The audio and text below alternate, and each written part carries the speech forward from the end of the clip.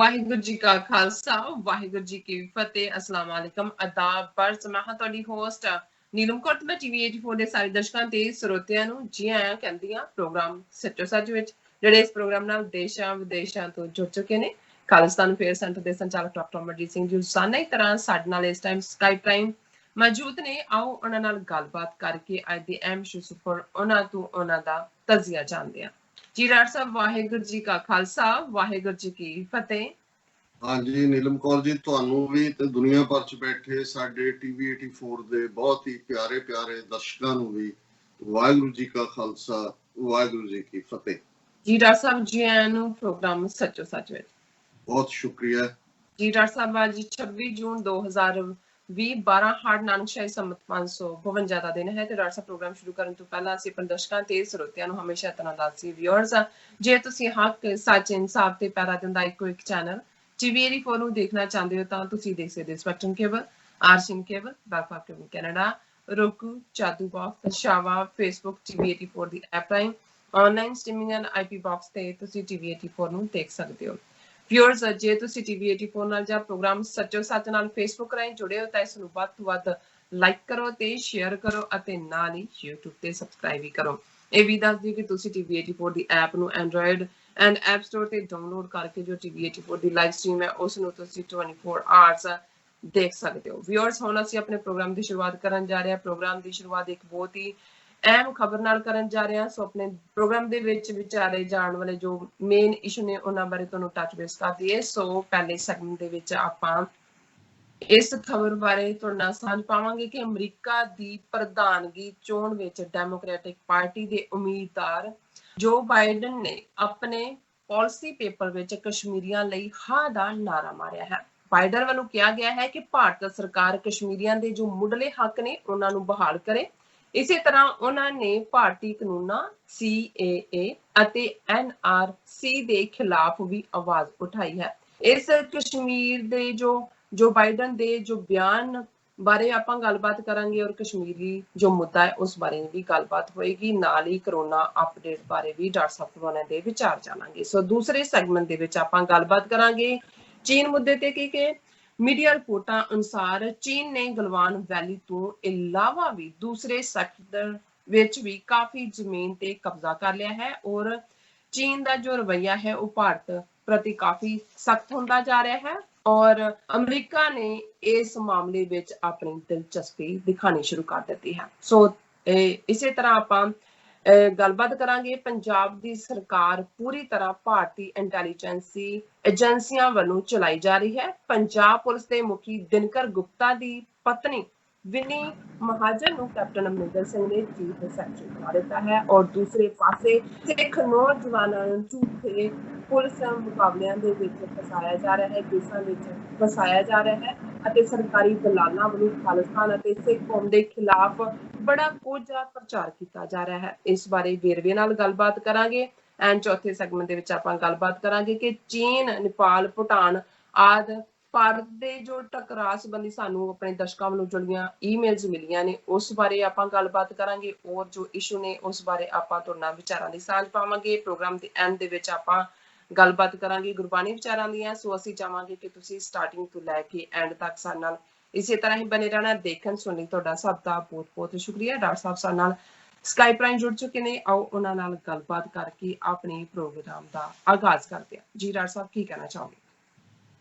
ਦੇਖੋ, ਬੇਸ਼ੱਕ ਇਸ ਵੇਲੇ ਦੁਨੀਆ ਦੇ ਇਹਨਾਂ ਦੋਨਾਂ ਹੀ ਮੁਲਕਾਂ 'ਚ ਇੱਕ ਪਾਸੇ ਅਮਰੀਕਾ ਦੇ ਵਿੱਚ ਕਿਉਂਕਿ ਪ੍ਰੈਜ਼ੀਡੈਂਸ਼ੀਅਲ ਇਲੈਕਸ਼ਨ ਨਵੰਬਰ ਦੇ ਵਿੱਚ ਹੈ, ਚੋਣ ਐਕਟੀਵਿਟੀ ਵੀ ਅਜੇ ਤੱਕ ਆਪਣੇ ਗੇਅਰ ਅਪ ਤੱਕ ਹੀ ਸ਼ੁਰੂਆਤੀ ਦੌਰ ਦੇ ਵਿੱਚ ਹੀ ਹੈ ਕਿਉਂਕਿ ਕਰੋਨਾ ਵਾਇਰਸ ਨੇ ਅਮਰੀਕਾ ਨੂੰ ਬੜੀ ਬੁਰੀ ਤਰ੍ਹਾਂ ਝੰਬਿਆ ਔਰ ਇੱਕ ਸਟੇਜ ਤੇ ਲੱਗਦਾ ਸੀ ਕਿ ਵੀ ਵਰਸਟ ਸਿਚੁਏਸ਼ਨ ਓਵਰ ਹੋ ਗਈ ਹੈ, ਖਾਸ ਤੌਰ ਤੇ ਨਿਊਯਾਰਕ ਦੇ ਹਵਾਲੇ ਨਾਲ ਜਿੱਥੇ 30,000 ਤੋਂ ਜ਼ਿਆਦਾ ਡੈਥਸ ਹੋਈਆਂ। ਲੇਕਿਨ ਇਸ ਤਰ੍ਹਾਂ ਲੱਗਦਾ ਹੈ ਵੀ ਅਮਰੀਕਾ ਦੇ ਵਿੱਚ ਇਸ ਕਰੋਨਾ ਦਾ ਵਾਈਡ ਸਪਰੈਡ ਹੈ ਔਰ ਕੱਲ ਦੀਆਂ ਖਬਰਾਂ ਨੇ ਕਿ ਕੱਲ ਇੱਕ ਦਿਨ ਦੇ ਵਿੱਚ ਅਮਰੀਕਾ ਦੇ ਵਿੱਚ 40,000 ਕਰੋਨਾ ਪੋਜ਼ਿਟਿਵ ਕੇਸ ਆਏ ਨੇ। ਸੋ 10 ਤੋਂ ਜ਼ਿਆਦਾ ਸਾਊਥੀਅਨ ਸਟੇਟਾਂ ਔਰ ਜੋ ਯੂਰਪ ਦੇ ਵਿੱਚ ਇਹਦਾ ਮਾਡਲ ਉੱਭਰ ਰਿਹਾ ਹੈ ਕਿ ਰਿਲੈਪਸ ਜਿਹਨੂੰ ਕਹਿੰਦੇ ਨੇ ਕਿ ਦੁਬਾਰਾ ਹੋਣਾ। ਇੱਕ ਸਟੇਜ ਤੇ ਉਹਨਾਂ ਨੇ ਬਹੁਤ ਸਾਰੀਆਂ ਇੰਸਟੀਟਿਊਸ਼ਨਸ ਖੋਲਣ ਦੀ ਗੱਲ ਕੀਤੀ, ਲੇਕਿਨ ਹੁਣ ਜਿਸ ਕਿਸਮ ਦਾ ਇਹ ਸਾਰਾ ਮਾਹੌਲ ਬਣਿਆ, ਬਹੁਤ ਰੈਸਟ੍ਰਿਕਸ਼ਨਸ ਦੁਬਾਰਾ ਲਾਗੂ ਹੋ ਰਹੀਆਂ ਨੇ, ਔਰ ਅਮਰੀਕਾ ਦੀਆਂ ਜਿਹੜੀਆਂ ਸਾਊਥ ਦੀਆਂ ਸਟੇਟਾਂ ਨੇ ਜਿਨ੍ਹਾਂ ਨੂੰ ਇੱਕ ਸਟੇਜ ਦੇ ਉੱਤੇ ਜਿਹੜਾ ਇਸ ਗੱਲ ਦਾ ਕੋਈ ਬਹੁਤੀ ਪਰਵਾਹ ਨਹੀਂ ਸੀ ਕਿ ਨਿਊਯਾਰਕ 'ਚ ਕੀ ਹੋ ਰਿਹਾ ਹੈ ਜਾਂ ਦੂਸਰੇ ਖਿੱਤੇ 'ਚ ਕੀ ਹੋ ਰਿਹਾ ਹੈ, ਉਹ ਬਹੁਤ ਫੁੱਲ ਵੱਲ ਜਾ ਰਹੇ ਸੀ। ਪਰ ਉਹਨਾਂ ਨੇ ਵੀ ਹੁਣ ਜਿਹੜਾ ਕੁਛ ਦੇ ਉੱਤੇ ਪਾਬੰਦੀਆਂ ਲਾਣੀਆਂ ਸ਼ੁਰੂ ਕੀਤੀਆਂ। ਸੋ ਇਸ ਸਾਰੇ ਦੌਰੇ ਦੇ ਵਿੱਚ ਅਮਰੀਕਾ ਦੇ ਵਿੱਚ ਪ੍ਰੈਜ਼ੀਡੈਂਸ਼ੀਅਲ ਇਲੈਕਸ਼ਨ ਹੋਣ ਜਾ ਰਹੀ ਹੈ। ਜ਼ਾਹਰ ਹੈ ਬਹੁਤ ਸਾਰੀਆਂ ਬੈਲਟਸ ਵਾਇਆ ਮੇਲ ਹੋਣਗੀਆਂ, ਔਰ ਜੋ ਇੱਥੇ ਚੱਲ ਰਿਹਾ ਹੈ ਅਦਰਵਾਈਜ਼ ਜਿਵੇਂ ਇਹਨਾਂ ਦੇ ਭਾਰਤੀ ਪੋਲਸ ਵਾਂਗ ਨਹੀਂ ਹੁੰਦਾ ਕਿ ਭਾਈ ਚੀਨ ਤੋਂ ਜੁੱਤੀਆਂ ਪਈਆਂ ਨੇ ਔਰ ਕਿੰਨੇ ਹਜ਼ਾਰ ਸਕੁਅਰ ਕਿਲੋਮੀਟਰ ਟੈਰੀਟਰੀ, ਇਸ ਦੇ ਉੱਤੇ 60 ਸਕੁਅਰ ਕਿਲੋਮੀਟਰ ਦਾ ਜ਼ਿਕਰ ਤਾਂ ਹੋ ਹੀ ਰਿਹਾ ਸੀ, ਲੇਕਿਨ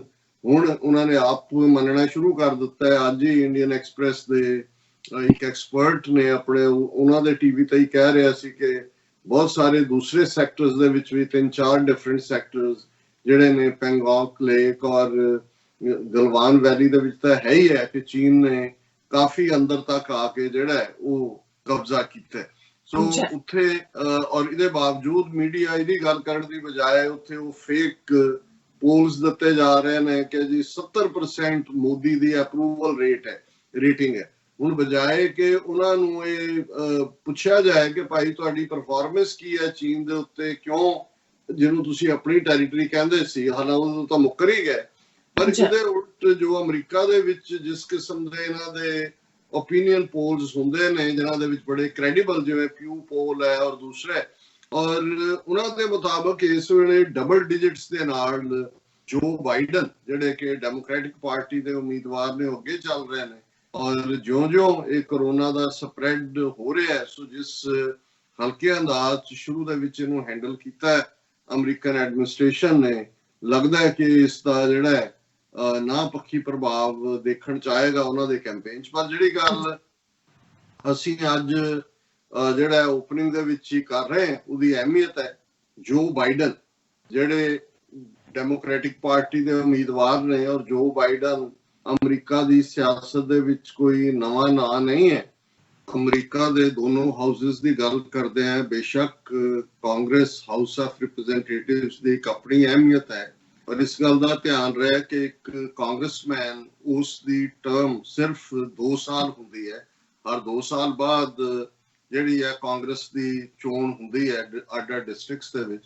ਇਸ ਦੇ ਉਲਟ ਜਿਹੜੀ ਅਮਰੀਕਾ ਦੀ ਸੈਨੇਟ ਹੈ ਉਹ ਬੜੀ ਪਾਵਰਫੁਲ ਬਾਡੀ ਹੈ, ਔਰ ਉਹਦੇ ਵਿੱਚ ਉਹਨਾਂ ਨੇ ਇਹ ਸਿਸਟਮ ਰੱਖਿਆ, ਅਮਰੀਕਾ ਦੀਆਂ 50 ਸਟੇਟਾਂ ਨੇ ਔਰ ਹਰ ਸਟੇਟ ਦੇ 2 ਸੈਨੇਟਰ ਹੁੰਦੇ ਨੇ, ਔਰ ਹਰ ਸੈਨੇਟਰ ਦੀ ਟਰਮ ਜਿਹੜੀ ਆ ਉਹ 6 ਸਾਲ ਹੁੰਦੀ ਹੈ। ਸੋ ਅਮਰੀਕਾ ਦੇ ਵਿੱਚ ਸੈਨੇਟ ਸਾਡੇ ਉਸ ਖਿੱਤੇ ਦੇ ਅਪਰ ਹਾਊਸਿਸ ਵਾਂਗੂ ਕੋਈ ਚਿੱਟੇ ਹਾਥੀ ਨਹੀਂ ਹੁੰਦੇ ਕਿ ਸਿਰਫ ਉਹ ਤਨਖਾਹਾਂ ਦੇ ਲਈ ਰੱਖੇ ਹੁੰਦੇ ਨੇ ਔਰ ਬਾਕੀ ਸਹੂਲਤਾਂ ਮਾਣ ਰਹੇ ਹੁੰਦੇ ਨੇ। ਇੱਥੇ ਫੋਰਨ ਪਾਲਿਸੀ ਨੂੰ ਬਣਾਉਣਾ, ਬਜਟ ਦੀ ਅਪਰੂਵਲ, ਔਰ ਜਿਵੇਂ ਅਸੀਂ ਇੰਪੀਚਮੈਂਟ ਦੇ ਹਵਾਲੇ ਨਾਲ ਵੀ ਦੇਖਦੇ ਹਾਂ ਕਿ ਬੇਸ਼ੱਕ ਪ੍ਰੈਜ਼ੀਡੈਂਟ ਟਰੰਪ ਨੂੰ ਹਾਊਸ ਆਫ ਰਿਪਰੈਜ਼ੈਂਟੇਟਿਵਸ ਨੇ ਇੰਪੀਚ ਕਰ ਦਿੱਤਾ ਹੈ, ਪਰ ਸੈਨੇਟ ਦੇ ਵਿੱਚ 2/3 ਮੈਜੋਰਿਟੀ ਨਹੀਂ ਸੀ, ਇਸ ਲਈ ਪ੍ਰੈਜ਼ੀਡੈਂਟ ਟਰੰਪ ਇੰਪੀਚ ਨਹੀਂ ਹੋਏ। ਮੈਂ ਇਹ ਬੈਕਗਰਾਉਂਡ ਇਸ ਲਈ ਦਿੱਤੀ ਹੈ ਕਿ ਜਦੋਂ ਅਸੀਂ ਜੋ ਬਾਈਡਨ ਦੀ ਗੱਲ ਕਰ ਰਹੇ ਹਾਂ, ਜੋ ਬਾਈਡਨ 1970 ਤੋਂ ਲੈ ਕੇ ਜਦੋਂ ਤੱਕ ਉਹ ਵਾਈਸ ਪ੍ਰੈਜ਼ੀਡੈਂਟ ਨਹੀਂ ਬਣੇ ਓਬਾਮਾ ਦੀ ਐਡਮਿਨਿਸਟ੍ਰੇਸ਼ਨ, ਤੁਸੀਂ ਅੰਦਾਜ਼ਾ ਲਾ ਸਕਦੇ ਹੋ 2008 ਦੇ ਵਿੱਚ ਪ੍ਰੈਜ਼ੀਡੈਂਟ ਓਬਾਮਾ ਪ੍ਰੈਜ਼ੀਡੈਂਟ ਬਣਦੇ ਨੇ। ਸੋ 1970 ਤੋਂ ਲੈ ਕੇ 2008 ਤੱਕ ਲਗਭਗ 40 ਸਾਲ ਦੇ ਸਾਰੇ ਪੀਰੀਅਡ ਦੇ ਵਿੱਚ ਜੋ ਬਾਈਡਨ ਅਮਰੀਕਾ ਦੇ ਵਿੱਚ ਸੈਨੇਟਰ ਰਹੇ ਨੇ, ਬੇਸ਼ੱਕ ਉਹ ਸਟੇਟ ਛੋਟੀ ਹੈ ਡੈਲਾਵੇਅਰ, ਪਰ ਉਹ ਜੋ ਬਾਈਡਨ ਜਿਹੜੀ ਸੈਨੇਟ ਦੀ ਫੋਰਨ ਰਿਲੇਸ਼ਨਸ ਕਮੇਟੀ ਹੈ ਉਸ ਦੇ ਵੀ ਚੇਅਰਪਰਸਨ ਰਹੇ, ਜਿਹੜੀ ਕਿ ਜਿਸ ਅਥਾਰਟੀ ਦੇ ਥੱਲੇ ਜੇ ਅਸੀਂ ਇਹ ਕਹੀਏ ਕਿ 70 ਤੋਂ ਲੈ ਕੇ 21ਵੀਂ ਸਦੀ ਦੀ ਬਿਗਨਿੰਗ ਤੱਕ ਜਿਹੜੀ ਫੋਰਨ ਪਾਲਿਸੀ ਮਿਡਲ ਈਸਟ ਕੀ ਹੋਏਗੀ, ਸਾਊਥ ਏਸ਼ੀਆ 'ਚ ਕੀ ਹੋਏਗੀ, ਲੈਟਿਨ ਅਮਰੀਕਾ 'ਚ ਕੀ ਹੋਏਗੀ ਔਰ ਮਿਡਲ ਈਸਟ ਦੇ ਹਵਾਲੇ ਨਾਲ ਕੀ, ਇਹਨੂੰ ਜੋ ਬਾਈਡਨ ਦੀ ਕਮੇਟੀ ਡਿਸਾਈਡ ਕਰਦੀ ਸੀ ਕਿਉਂਕਿ ਲੰਬਾ ਵਕਤ ਡੈਮੋਕ੍ਰੈਟ ਜਿਹੜੇ ਨੇ ਉਹਨਾਂ ਦਾ ਕੰਟਰੋਲ ਰਿਹਾ ਸੈਨੇਟ ਦੇ ਵਿੱਚ। ਫਿਰ ਅਸੀਂ 2008 ਤੋਂ 2016 ਤੱਕ 2 ਟਰਮਸ ਜੋ ਬਾਈਡਨ ਵਾਈਸ ਪ੍ਰੈਜ਼ੀਡੈਂਟ ਰਹੇ ਨੇ ਓਬਾਮਾ ਐਡਮਿਨਿਸਟ੍ਰੇਸ਼ਨ ਦੇ ਨਾਲ, ਉਸ ਐਡਮਿਨਿਸਟ੍ਰੇਸ਼ਨ ਦੇ ਵਿੱਚ। ਸੋ ਜ਼ਾਹਰ ਹੈ ਕਿ ਜੋ ਬਾਈਡਨ ਨੇ ਉਹ ਫੋਰਨ ਪਾਲਿਸੀ ਨੂੰ ਵੀ ਚੰਗੀ ਤਰ੍ਹਾਂ ਸਮਝਦੇ ਨੇ, ਅਮਰੀਕਨ ਡੋਮੈਸਟਿਕ ਜਿਹੜੀਆਂ ਨੀਤੀਆਂ ਨੇ ਉਹਨਾਂ ਨੂੰ ਵੀ ਸਮਝਦੇ ਨੇ। ਹਾਲਾਂਕਿ ਕੁਝ ਮਾਮਲਿਆਂ 'ਚ ਉਹਨਾਂ ਦਾ ਸਲੋ ਰਿਸਪੌਂਸ ਜਾਂ ਜਿਵੇਂ ਲੰਬਾ ਵਕਤ ਲੈਜਿਸਲੇਚਰ 'ਚ ਰਹਿਣ ਵਾਲੇ ਲੋਕ ਹੋ ਜਾਂਦੇ ਨੇ, ਇਸ ਲਈ ਪ੍ਰੈਜ਼ੀਡੈਂਟ ਟਰੰਪ ਜਦੋਂ ਟੌਂਟ ਕਰਦੇ ਨੇ ਜੋ ਬਾਈਡਨ ਨੂੰ ਤਾਂ ਉਹਨੂੰ ਸਲੀਪੀ ਜੋ ਕਹਿੰਦੇ ਨੇ ਕਿ ਭਾਈ ਸੁੱਤਾ ਰਹਿੰਦਾ ਹੈ, ਸਲੀਪੀ ਜੋ। ਸੋ ਕੁੱਲ ਮਿਲਾ ਕੇ ਮੈਂ ਇਹ ਬੈਕਗਰਾਉਂਡ ਇਸ ਲਈ ਦਿੱਤੀ ਹੈ ਕਿ ਅੱਜ ਜਿਹਨੂੰ ਅਸੀਂ ਓਪਨਿੰਗ ਆਪਣਾ ਟੌਪਿਕ ਬਣਾਇਆ ਕਿ ਇਹ ਹੁਣ ਇਹ ਮਹੀਨੇ ਜਿਹੜੇ 4 ਵਿਚਾਲੇ ਨੇ ਨਵੰਬਰ ਤੱਕ ਪਹੁੰਚਦੇ ਆ, ਇਹ ਰੀਅਲ ਚ ਕੈਂਪੇਨ ਇਸ਼ੂ ਨੇ ਔਰ ਕੈਂਪੇਨ ਦੇ ਵਿੱਚ ਕੀ ਕਿਹਾ ਜਾਣਾ ਹੈ, ਕਿਸ ਚੀਜ਼ ਨੂੰ ਅੱਗੇ ਤੋਰਨਾ ਹੈ, ਇਹ ਉਹਨਾਂ ਦੀਆਂ ਉਹਨੂੰ ਪਾਲਿਸੀ ਸਟੇਟਮੈਂਟ ਕਹਿੰਦੇ ਨੇ ਕਿ ਕਿਸ ਖਿੱਤੇ ਬਾਰੇ ਕੀ ਨੀਤੀ ਹੋਏਗੀ, ਕਿਹਨੂੰ ਕੀ ਜਿਹੜਾ ਹੈ ਉਹ ਕੰਸੈਸ਼ਨ ਦਿੱਤਾ ਜਾ ਸਕਦਾ ਹੈ, ਕਿਹਦੇ ਪ੍ਰਤੀ ਟਫ ਹੋਣਾ ਹੈ।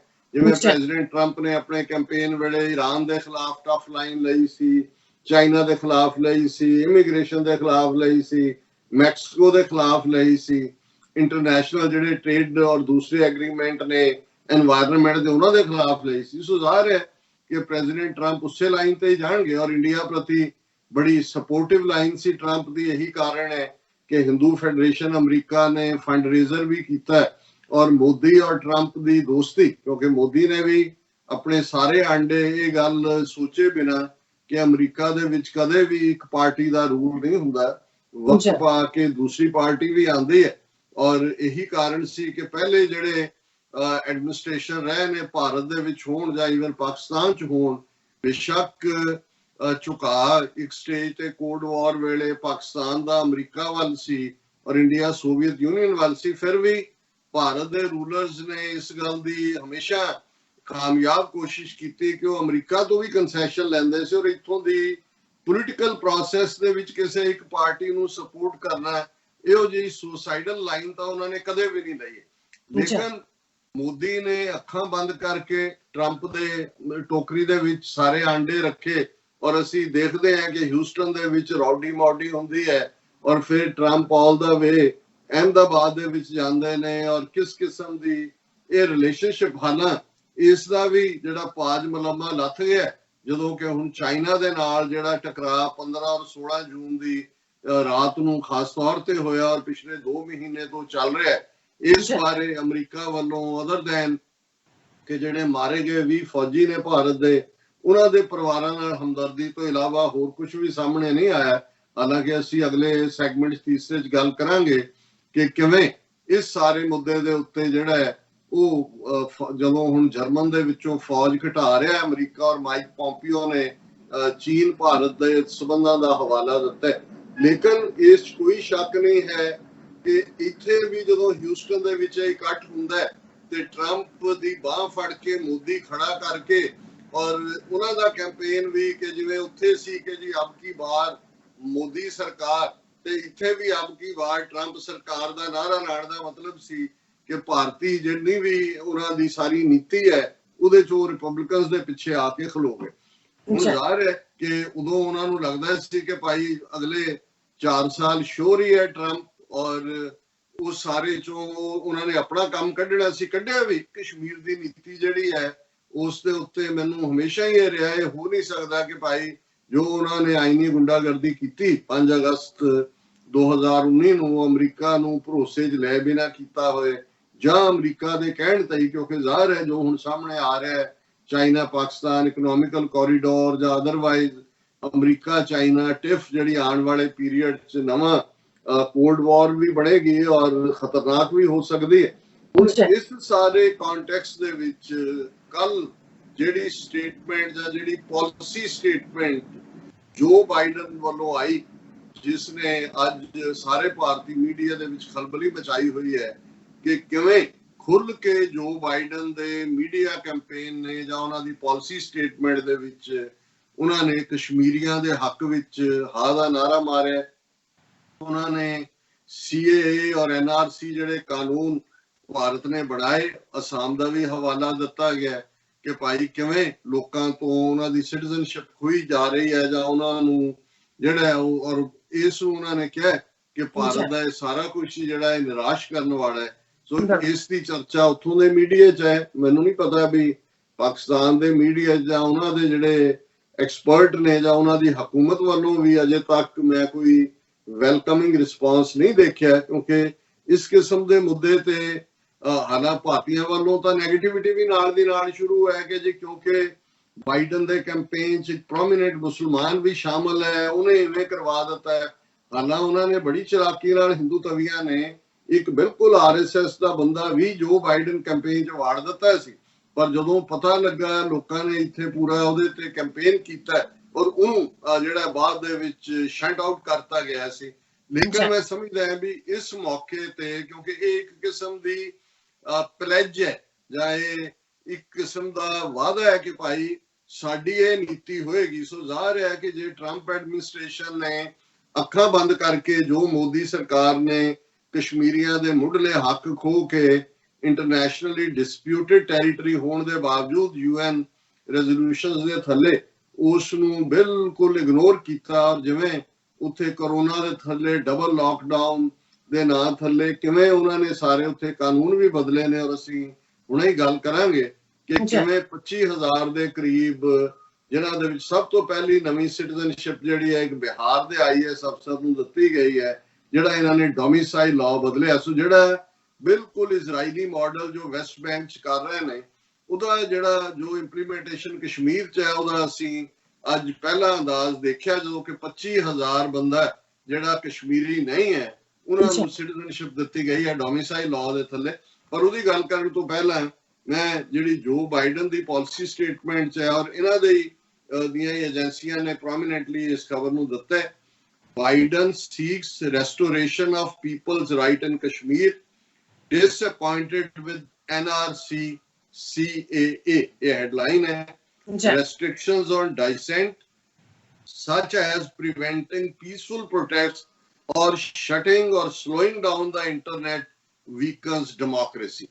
So ਜ਼ਾਹਰ ਹੈ ਕਿ ਉਹਨਾਂ ਨੇ ਕਿਹਾ ਕਿ ਵੀ ਲੋਕਾਂ ਦੇ ਹਾਲਾਂ ਇਹਦੇ 'ਚ ਕੋਈ clearly right of self determination ਦੀ ਗੱਲ ਨਹੀਂ ਕੀਤੀ ਗਈ, ਪਰ ਉਹ ਤਾਂ ਜ਼ਾਹਰ ਹੈ ਕਿ ਡਿਸਪਿਊਟਡ ਟੈਰੀਟਰੀ ਔਰ ਬਾਈਡਨ ਤੋਂ ਬਿਹਤਰ ਹੋਰ ਕੋਈ ਨਹੀਂ ਸਮਝਦਾ, ਕਿਉਂਕਿ ਫੋਰਨ ਪਾਲਿਸੀ ਦੀ ਉਹ ਚੇਅਰ ਦੇ ਉੱਤੇ ਕਿੰਨਾ ਚਿਰ ਬੈਠਾ ਰਿਹਾ ਕਿ ਭਾਈ ਇਵੇਂ ਜਿਹੜੇ UN ਲੈਵਲ ਦੇ ਪਾਰਟ ਨੇ ਜਿਹੜਾ ਡਿਸਪਿਊਟਡ ਟੈਰੀਟਰੀਜ਼ ਨੇ ਤੁਸੀਂ ਯੂਨੀਲੈਟਰਲੀ ਜਿਹੜਾ ਉਹਨੂੰ ਇੱਕ ਤਰਫਾ ਉਹ ਸਾਰੇ ਨੂੰ ਤੋੜ ਦਿਓ ਔਰ ਸਟੇਟਹੁੱਡ ਵੀ ਖਤਮ ਕਰ ਦਿਓ, ਲੋਕਾਂ ਦੇ ਮੁੱਢਲੇ ਹੱਕਾਂ ਨੂੰ ਥ੍ਰੋਟਲ ਕਰ ਦਿਓ। ਔਰ ਇਸ ਦੇ ਉੱਤੇ ਉਹਨਾਂ ਨੇ ਜਿਹੜੀ ਐਗਜ਼ੈਕਟਲੀ ਉਹਨਾਂ ਦੇ ਲਫ਼ਜ਼ ਨੇ ਕਿ these measures ਜਿਹੜੇ ਮੈਂਸ਼ਨ ਕੀਤੇ ਨੇ ਕਸ਼ਮੀਰੀਆਂ ਬਾਰੇ ਵੀ ਔਰ CA ਔਰ NRC, these measures are inconsistent with the country's long tradition of secularism and with sustaining a multi-ethnic and multi-religious democracy according to policy paper। ਜਿਹੜਾ ਉਹਨਾਂ ਨੇ ਅੱਗੋਂ ਦਾ ਨਾਂ ਦਿੱਤਾ ਕਿ ਭਾਈ ਕੀ ਹੈ ਉਹਨਾਂ ਦਾ ਪਾਲਿਸੀ ਪੇਪਰ। ਉਹਨਾਂ ਨੇ ਕਿਹਾ ਵੀ ਇਹ ਭਾਰਤ ਜਿਹੜਾ ਆਪਣੇ ਆਪ ਨੂੰ ਸੈਕੂਲਰ ਔਰ ਦੂਸਰੀਆਂ ਟ੍ਰੈਡੀਸ਼ਨਸ ਦੇ ਨਾਲ ਜੋੜਦਾ ਰਿਹਾ ਹੈ, ਔਰ ਜਿੱਥੇ ਅੱਡ-ਅੱਡ ਐਥਨੀਸਿਟੀ ਰਹਿੰਦੇ ਹੈ ਦੇ ਲੋਕ ਨੇ, ਅੱਡ-ਅੱਡ ਮਜ਼ਹਬਾਂ ਦੇ ਲੋਕ ਨੇ, ਉੱਥੇ ਇਸ ਕਿਸਮ ਦੀ ਜਿਹੜੀ ਗੱਲ ਹੈ ਇਹ ਐਕਸੈਪਟੇਬਲ ਨਹੀਂ ਹੈ। ਔਰ ਹੁਣ ਜਦੋਂ ਇਹ ਪਾਲਿਸੀ ਵਾਲੀ ਲਾਈਨ ਆਈ ਹੈ, ਹੁਣ ਹਿੰਦੂ ਅਮਰੀਕਨਸ ਦਾ ਇੱਕ ਗਰੁੱਪ ਜਿਹੜਾ ਉਹ ਬਾਈਡਨ ਕੈਂਪੇਨ ਤੱਕ ਉਹਨਾਂ ਨੇ ਪਹੁੰਚ ਕੀਤੀ ਹੈ and they have resented the language used against India and have urged them to reconsider their views. The group has also sought a similar policy paper on Hindu American, ਕਿਉਂਕਿ ਹੁਣ ਇਹ policy paper ਬੜਾ specific ਹੈ ਮੁਸਲਿਮ Americans ਦੇ ਨਾਲ, ਜਿਹਦੇ ਚ ਕਸ਼ਮੀਰੀਆਂ ਦਾ ਜ਼ਿਕਰ ਹੈ, ਅਸਾਮ ਦਾ ਜ਼ਿਕਰ ਹੈ ਕਿ ਭਾਈ ਉੱਥੇ ਕਿਵੇਂ CA ਦੇ ਥੱਲੇ ਡਿਸਪੋਜ਼ੈਸ ਕੀਤਾ ਜਾ ਰੋਹਿੰਗਿਆ ਮੁਸਲਮਾਨਾਂ ਦਾ ਜ਼ਿਕਰ ਹੈ। ਔਰ ਹੁਣ ਇਹਨਾਂ ਨੂੰ ਵੀ ਇਹਨਾਂ ਨੇ ਪਹਿਲਾਂ ਟਰਾਈ ਕਰ ਲਈ ਜੋ ਵੀ ਕਰ ਸਕਦੇ ਸੀ, ਪਰ ਗੱਲ ਬੜੀ ਜ਼ਾਹਰ ਹੈ ਕਿ ਜੇ ਜੋ ਬਾਈਡਨ ਨੂੰ ਵੀ ਇਸ ਗੱਲ ਦਾ ਪਤਾ ਹੈ ਕਿ ਭਾਈ ਇਹ ਲੋਕ ਇਹਨਾਂ ਦਾ ਕੋਈ ਦੀਨ ਇਮਾਨ ਨਹੀਂ ਹੈ, ਕਿਉਂਕਿ ਮੈਜੋਰਿਟੀ ਜਿਹੜੇ ਅਮਰੀਕਾ ਦੇ ਵਿੱਚ ਹਿੰਦੂ ਰਹੇ ਨੇ 97-98% ਇੱਕ ਸਟੇਜ ਤੇ ਜਿਹੜੀ ਉਹ ਡੈਮੋਕ੍ਰੈਟਿਕ ਕੈਂਡੀਡੇਟਸ ਦੇ ਨਾਲ ਹੀ ਹੁੰਦੇ ਸੀ, ਜਿਵੇਂ ਸਾਰੀਆਂ ਹੀ ਮਾਈਨੋਰਟੀਜ਼ ਨੇ, ਸਿੱਖਾਂ 'ਚ ਵੀ ਜਾਂ ਦੂਸਰੀਆਂ ਘੱਟ ਗਿਣਤੀਆਂ ਵੀ।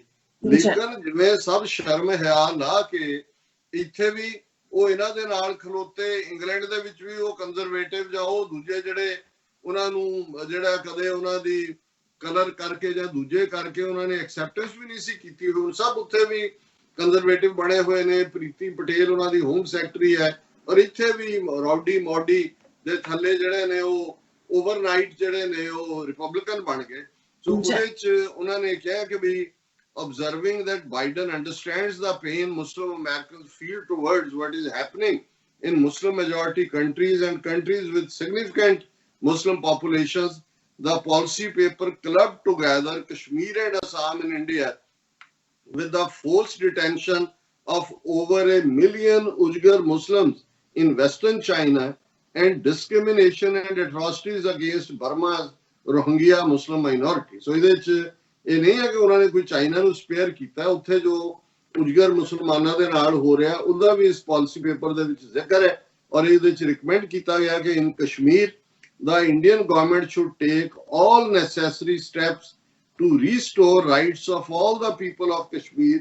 Restrictions on dissent such as preventing peaceful protests or shutting or slowing down the internet weakens democracy, said the policy paper. उन्होंने clearly कहा कि भाई उन्होंने rights restore करो, और ये जड़ा peaceful protest दे उत्ते भी पाबंदियां, internet तक shut करना, और इस सारे उन्होंने कहा कि Joe Biden has been disappointed by the measure that the government of India has taken with the implementation and aftermath of the National Register of Citizens in Assam and the passage of the Citizenship Amendment Act. अगे भी उदी detail है, और इस सारे दे विच इस गल दा ध्यान रहे यही जो बाइडन है जिन्हें किसी वेले जदों क्लिंटन एडमिनिस्ट्रेशन दे वेले भी प्रो इंडिया लाइन रखी क्योंकि डेमोक्रेट ज़ाहिर है इंडिया वाल झुकदे ने, इसे तरह ओबामा एडमिनिस्ट्रेशन दे वेले भी, और जदों ईवन जूनियर बुश प्रेजिडेंट सी जो बाइडन जिहड़ी इंडो यूएस न्यूक्लियर डील हुई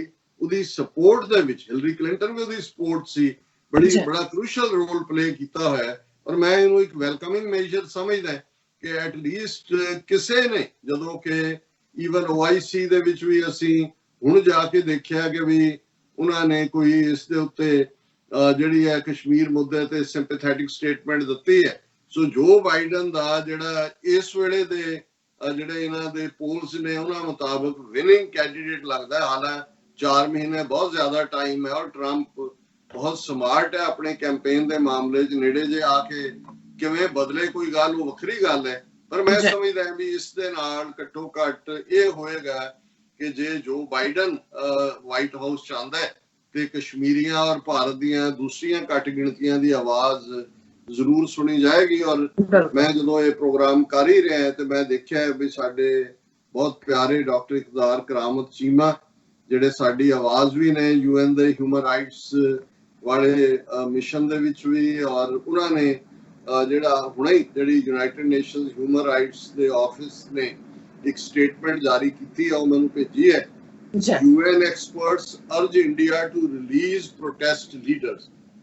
नहीं ह्यूमन राइट काउंसिल दी स्टेटमेंट, और मैं इन्हू वेलकमिंग समझदा कि जो बाइडन दे इस स्टैंड दे नाल ही जिहड़ा हालांकि इन्हां ने काफी देर तो डिस्कस किया होएगा, लेकिन इहदी जिहड़ी टाइमिंग है 26 जून नूं ही उन्होंने जिनीवा दे विच प्रेस रिलीज की है, और थल्ले पूरी एक्सपर्ट्स दी लिस्ट है। UN experts today called on India to immediately release human rights defenders who have been arrested for protesting against changes to the nation's citizenship laws। कि भाई जिहड़े फड़े होए ने उन्हां नूं छड्डो, जिवें असीं सफूरा जरगर दी गल कीती, उहदी भावें हाई कोर्ट ने जमानत कीती है, पर किवें उस बच्ची नूं किस टॉर्चर चों लंघाया गया। और उन्हां दी स्टेटमेंट है United Nations human right council the, these defenders, many of them students, appear to have been arrested simply because they exercise their right to denounce and protest against the CAA,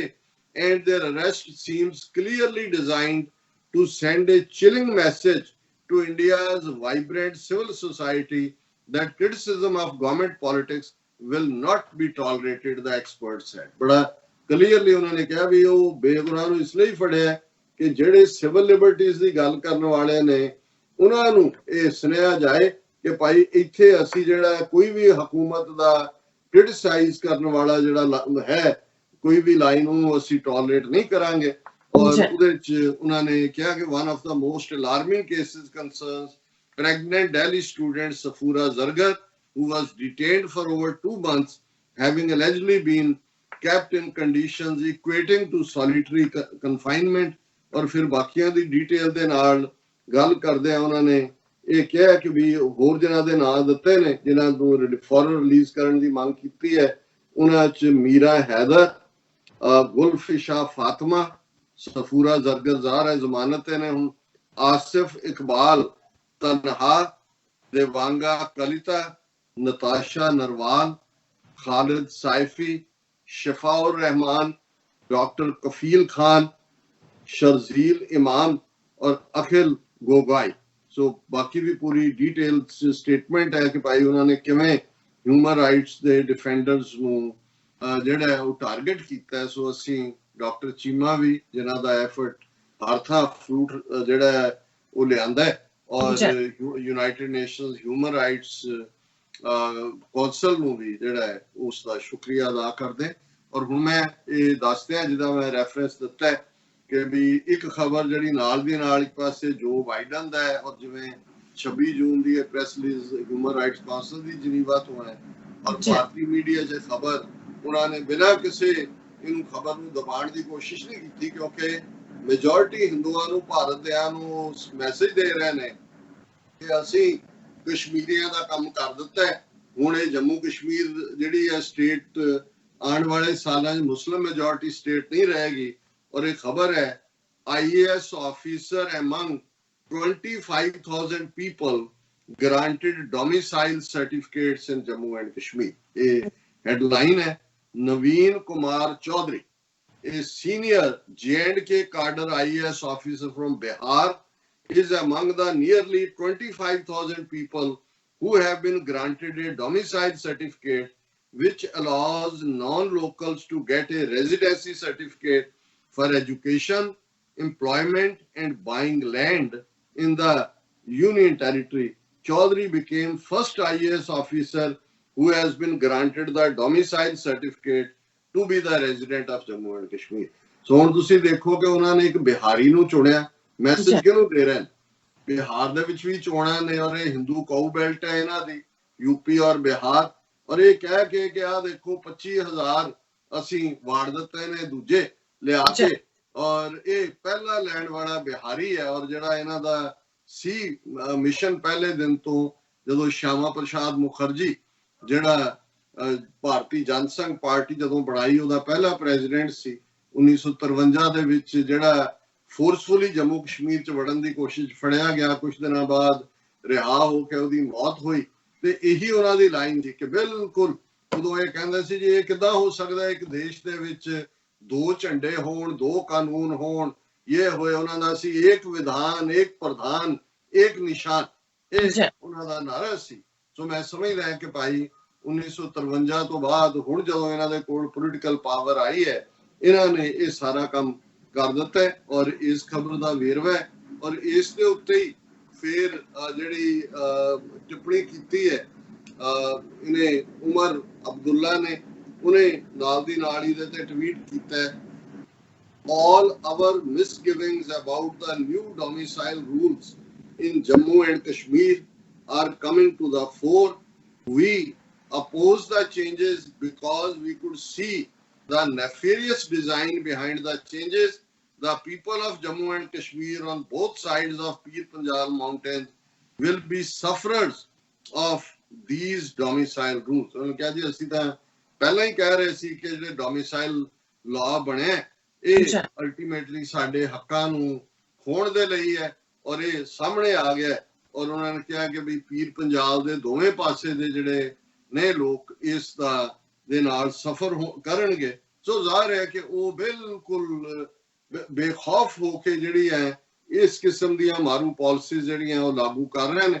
ਔਰ ਅਸੀਂ ਇਹ ਇੱਕ hop ਸਮਝਦੇ ਹਾਂ ਕਿ ਵੀ at least international community ਦੇ ਵਿੱਚ ਜੇ ਜੋ ਬਾਈਡਨ ਜਿਹੜੇ ਨੇ ਉਹਨੂੰ ਆਪਣੀ ਪਾਲਿਸੀ ਸਟੇਟਮੈਂਟਸ ਦਿੰਦੇ ਨੇ ਜਾਂ ਹਿਊਮਨ ਰਾਈਟ ਕਾਉਂਸਲ ਜਨੀਵਾ ਦੇ ਵਿੱਚ ਆਵਾਜ਼ ਚੁੱਕਦੀ ਹੈ ਔਰ ਅਸੀਂ ਜਿਹੜੇ ਕਿ ਖੁਦ ਭਾਰਤ ਦੇ ਵਿੱਚ ਸਫ਼ਰ ਕਰ ਰਹੇ ਹਾਂ, ਆਪਣੀ ਕੌਮੀ ਆਜ਼ਾਦੀ ਲਈ ਲੜ ਰਹੇ ਹਾਂ, ਕਸ਼ਮੀਰੀਆਂ ਨੂੰ ਅਸੀਂ as a motivation, as a inspiration ਆਪਣੀ ਸਮਝਦੇ ਹਾਂ ਕਿਉਂਕਿ ਜਿਸ ਬਹਾਦਰੀ ਦੇ ਨਾਲ ਕਸ਼ਮੀਰੀ ਖੜੇ ਨੇ ਔਰ ਜੇ ਇਵੇਂ ਹੀ ਉਹ ਖਲੋਤੇ ਰਹੇ ਔਰ ਜਿਸ ਤਰੀਕੇ ਦੇ ਨਾਲ ਅੱਜ ਭਾਰਤ ਇੰਟਰਨੈਸ਼ਨਲ ਅਰੀਨਾ ਦੇ ਵਿੱਚ ਵੀ ਆਈਸੋਲੇਟ ਹੋਇਆ ਹੈ, ਚਾਈਨਾ ਨੇ ਆਪਣਾ ਦਬਾਅ ਬਣਾਇਆ ਔਰ ਚਾਈਨੀਜ਼ ਡਿਪਲੋਮੈਟ ਨੇ ਇਸਲਾਮਾਬਾਦ ਦੇ ਵਿੱਚ ਕਿਹਾ ਸੀ ਕਿ ਭਾਈ ਜੇ ਗੱਲ ਇਹ ਜੰਗ ਵੱਲ ਗਈ, ਇਹਨਾਂ ਨੇ ਸਬਕ ਨਾ ਸਿੱਖਿਆ ਤੇ ਅਸੀਂ ਇੰਡੀਅਨ ਆਕੂਪਾਈਡ ਕਸ਼ਮੀਰ ਦੇ ਵਿੱਚ ਚੀਨੀ ਫੌਜ ਆਏਗੀ।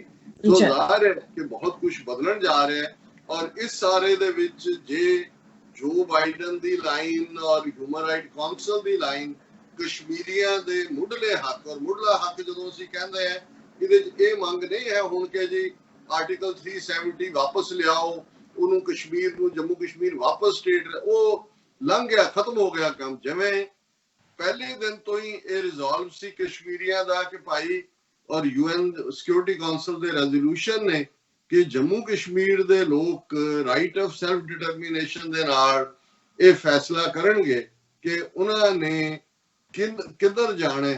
ਸੋ ਅਸੀਂ ਸਮਝਦੇ ਹਾਂ ਵੀ ਇੰਟਰਨੈਸ਼ਨਲੀ ਐਟਲੀਸਟ ਇਸ ਦੇ ਉੱਤੇ ਕੰਸੈਂਸਸ ਬਣੇਗੀ ਆਉਣ ਵਾਲੇ ਪੀਰੀਅਡ। ਔਰ ਜੇ ਚਾਈਨਾ ਨੇ ਸੱਚਮੁੱਚ ਅਸਰਟ ਕੀਤਾ ਜਿਵੇਂ ਉਹ ਕਰ ਰਿਹਾ ਤੇ ਫਿਰ ਮੇਰਾ ਖਿਆਲ ਹੈ ਵੀ ਇਹਨਾਂ ਨੂੰ ਜਿਹੜਾ ਹੈ ਉਹ ਭੱਜਦਿਆਂ ਰਾਹ ਨਹੀਂ ਮਿਲੇਗਾ।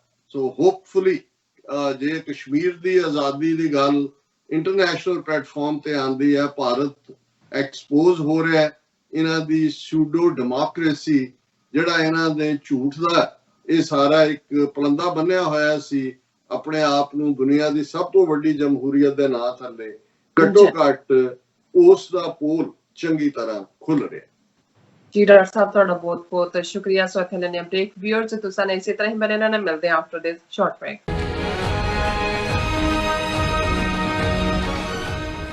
ਕੋਰੋਨਾ ਵਾਇਰਸ ਦੇ ਸੰਕਟ ਦੇ ਚੱਲਦਿਆਂ ਅਮਰੀਕਾ ਵਿੱਚ ਐਮਰਜੈਂਸੀ ਐਲਾਨੀ ਜਾ ਚੁੱਕੀ ਹੈ। ਲੋੜਵੰਦ ਬਜ਼ੁਰਗਾਂ ਅਤੇ ਵਾਇਰਸ ਤੋਂ ਪੀੜਤ ਲੋਕਾਂ ਦੀ ਮਦਦ ਲਈ ਯੂਨਾਈਟਿਡ ਸਟੇਟਸ ਵੱਲੋਂ ਐਮਰਜੈਂਸੀ ਹੌਟਲਾਈਨ ਨੰਬਰ ਉਮੀਦ ਜਾਰੀ ਕੀਤਾ ਗਿਆ।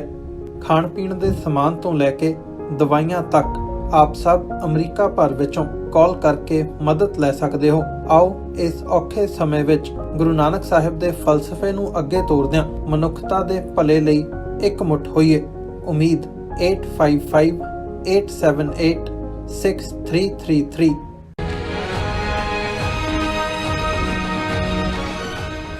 ਦਰਸ਼ਕੋ ਬ੍ਰੇਕ ਤੋਂ ਬਾਅਦ ਤੁਹਾਡਾ ਸਭ ਦਾ ਭਰਪੂਰ ਸਵਾਗਤ ਹੈ। ਸੋ ਦੂਸਰੇ ਸੈਗਮੈਂਟ ਦੇ ਵਿੱਚ ਆਪਾਂ ਗੱਲਬਾਤ ਕਰਾਂਗੇ ਚੀਨ ਦੇ ਹਵਾਲੇ ਨਾਲ। ਪਹਿਲੇ ਸੈਗਮੈਂਟ ਦੇ ਵਿੱਚ ਆਪਾਂ ਗੱਲਬਾਤ ਕੀਤੀ ਹੈ ਕਸ਼ਮੀਰ ਦੇ ਹਵਾਲੇ ਨਾਲ ਕਿ ਕਿਸ ਤਰ੍ਹਾਂ ਜੋ ਬਾਈਡਨ ਨੇ ਕਸ਼ਮੀਰੀਆਂ ਦੇ ਮੁੱਢਲੇ ਹੱਕਾਂ ਦੇ ਲਈ ਹਾਂ ਦਾ ਨਾਰਾ ਮਾਰਿਆ। ਸੋ ਇਸ ਬਾਰੇ ਆਪਣੇ ਡਾਕਟਰ ਸਾਹਿਬ ਨੇ ਆਪਣੇ ਵਿਚਾਰ ਨੇ ਉਹ ਤੁਹਾਡੇ ਨਾਲ ਸਾਂਝੇ ਕੀਤੇ ਨੇ। ਸੋ ਹੁਣ ਆਪਾਂ ਗੱਲਬਾਤ ਕਰਨ ਜਾ ਰਹੇ ਹਾਂ ਚੀਨ ਦੇ ਹਵਾਲੇ ਨਾਲ ਕਿ ਕਿਸ ਤਰ੍ਹਾਂ ਮੀਡੀਆ ਰਿਪੋਰਟਾਂ ਦੇ ਅਨੁਸਾਰ ਚੀਨ ਗਲਵਾਨ ਵੈਲੀ ਤੋਂ ਇਲਾਵਾ ਜੋ ਹੋਰ ਜਿਹੜੀ ਜ਼ਮੀਨ ਹੈ ਜੋ ਦੂਸਰੇ ਸੈਕਟਰ ਦੀ ਉਸ ਦੇ ਵਿੱਚ ਉਸਨੇ ਕਾਫੀ ਕਬਜ਼ਾ ਕਰ ਲਿਆ ਹੈ ਉਸ ਦੇ ਉੱਪਰ। ਸੋ ਚੀਨ ਵੱਲੋਂ ਭਾਰਤ ਪ੍ਰਤੀ ਜੋ ਕਾਫੀ ਸਖਤ ਰਵੱਈਆ ਉਸ ਦਾ ਹੋਣ ਜਾ ਰਿਹਾ ਹੈ। ਸੋ ਜਦੋਂ ਅਮਰੀਕਾ ਨੇ ਵੀ ਇਸ ਮਾਮਲੇ ਦੇ ਵਿੱਚ ਦਿਲਚਸਪੀ ਦਿਖਾਈ ਹੈ, ਇਸ ਬਾਰੇ ਆਪਾਂ ਵਿਚਾਰ ਚਰਚਾ ਕਰਨ ਜਾ ਰਹੇ ਹਾਂ। ਸੋ ਅਸੀਂ ਚਾਹਾਂਗੇ ਕਿ ਤੁਸੀਂ ਸਾਡੇ ਨਾਲ ਇਸੇ ਤਰ੍ਹਾਂ ਹੀ ਬਣੇ ਰਹਿਣਾ। ਦੇਖਣ ਸੁਣਨ ਲਈ ਤੁਹਾਡਾ ਸਭ ਦਾ ਬਹੁਤ ਬਹੁਤ ਸ਼ੁਕਰੀਆ। ਜੀ ਡਾਕਟਰ ਸਾਹਿਬ ਕੀ ਵਿਚਾਰ ਨੇ ਇਸ ਮੁੱਦੇ ਬਾਰੇ? ਦੇਖੋ, ਇਸ ਸਬਜੈਕਟ ਤੇ ਗੱਲ ਕਰਨ ਤੋਂ ਪਹਿਲਾਂ ਸਾਡੇ ਤੱਕ ਖਬਰ ਪਹੁੰਚੀ ਹੈ ਕਿ ਪੰਜਾਬੀ ਦੇ ਬਹੁਤ ਹੀ ਪਿਆਰੇ ਲੇਖਕ ਜਿਨ੍ਹਾਂ ਨੇ ਦੋਵੇਂ ਪੰਜਾਬਾਂ ਦੇ ਵਿੱਚ ਆਪਣੀ ਬਹੁਤ ਥਾਂ ਬਣਾਈ, ਸੱਚੀ ਮੁਹੱਬਤ ਕਰਦੇ ਸਨ ਪੰਜਾਬ ਦੀ ਮਿੱਟੀ ਨੂੰ, ਪੰਜਾਬ ਦੀ ਧਰਤੀ ਨੂੰ, ਪੰਜਾਬ ਦੀ ਬੋਲੀ ਨੂੰ, ਅਮੀਨ ਮਲਕ ਜੀ, ਔਰ ਲੰਮੇ ਸਮੇਂ ਤੋਂ ਇੰਗਲੈਂਡ ਦੇ ਵਿੱਚ ਆਪਣੇ ਪਰਿਵਾਰ ਦੇ ਨਾਲ ਰਹਿੰਦੇ ਸੀ ਔਰ ਉਹਨਾਂ ਦਾ ਸੰਬੰਧ 47 ਤੋਂ ਪਹਿਲਾਂ ਡਿਸਟ੍ਰਿਕਟ ਅੰਮ੍ਰਿਤਸਰ ਦੇ ਨਾਲ ਸੀ। ਉਹਦੇ ਪਿੰਡ ਦੇ ਵਿੱਚ ਉਹ ਪੈਦਾ ਹੋਏ ਔਰ ਉਹਨਾਂ ਹਾਲਾਤਾਂ 'ਚ ਬਚਪਨ 'ਚ ਹੀ ਉਹਨਾਂ ਨੇ ਜਦੋਂ 47 ਦੀ ਪਾਰਟੀਸ਼ਨ ਹੁੰਦੀ ਹੈ ਤੇ ਉਹ ਪਾਕਿਸਤਾਨ ਜਾਂਦੇ ਨੇ ਔਰ ਜਿੰਨਾ ਪਿਆਰ ਉਹਨਾਂ ਨੇ ਆਪਣੀਆਂ ਲਿਖਤਾਂ ਰਾਹੀਂ ਪੰਜਾਬ ਦੇ ਜਾਇਆਂ ਪ੍ਰਤੀ, ਪੰਜਾਬ ਦੀ ਧਰਤੀ ਪ੍ਰਤੀ ਦਿਖਾਇਆ ਔਰ ਉਹਨਾਂ ਦੇ ਲਿਖਤਾਂ ਲੰਬਾ ਵਕਤ ਪੰਜਾਬੀ ਦੇ ਜਿਹੜੇ ਰੋਜ਼ਾਨਾ ਡੇਲੀ ਅਖਬਾਰ ਨੇ ਜਲੰਧਰ ਤੋਂ ਛਪਣ ਵਾਲੇ ਉਹਨਾਂ ਦੇ ਵਿੱਚ ਛਪਦੀਆਂ ਰਹੀਆਂ। ਇੰਗਲੈਂਡ ਹੁੰਦਿਆਂ ਉਹਨਾਂ ਨੇ ਆਪਣੇ ਪਰਿਵਾਰ ਦੇ ਨਾਲ ਜੁੜ ਕੇ ਬਾਕੀ ਸਾਰਿਆਂ ਨੂੰ ਵੀ ਨਾਲ ਲਾ ਕੇ ਬੜੀਆਂ ਸ਼ੁਰੂ ਦੀਆਂ ਜਿਹੜੀਆਂ ਪੰਜਾਬੀ ਕਾਨਫਰੰਸਿਸ, ਹੁਣ ਤਾਂ ਇੱਕ ਫੈਸ਼ਨ ਵੀ ਬਣ ਗਿਆ ਤੇ ਬਹੁਤ ਵਾਰ ਬਾਹਰਲੇ ਦੌਰੇ ਦਾ ਇੱਕ ਸਬੱਬ ਵੀ ਹੁੰਦਾ ਹੈ ਕਿ ਜਿੱਥੇ ਉਹ ਆਉਂਦੇ ਨੇ ਬਹੁਤ ਸਾਰੇ ਲੇਖਕ ਔਰ ਉਹ ਜਹਾਜ਼ ਤੋਂ ਉਤਰਦਿਆਂ ਹੀ ਫਿਰ ਉਹ ਆਪਣੇ ਜਿਹੜੇ ਨੇ ਉਹ ਸੈਰ ਸਪਾਟੇ 'ਚ ਲੱਗ ਜਾਂਦੇ ਨੇ। ਕਾਨਫਰੰਸਾਂ ਦਾ ਤਾਂ ਬਹਾਨਾ ਹੀ ਹੁੰਦਾ ਵੀਜ਼ਾ ਲੈਣ ਦੇ ਲਈ।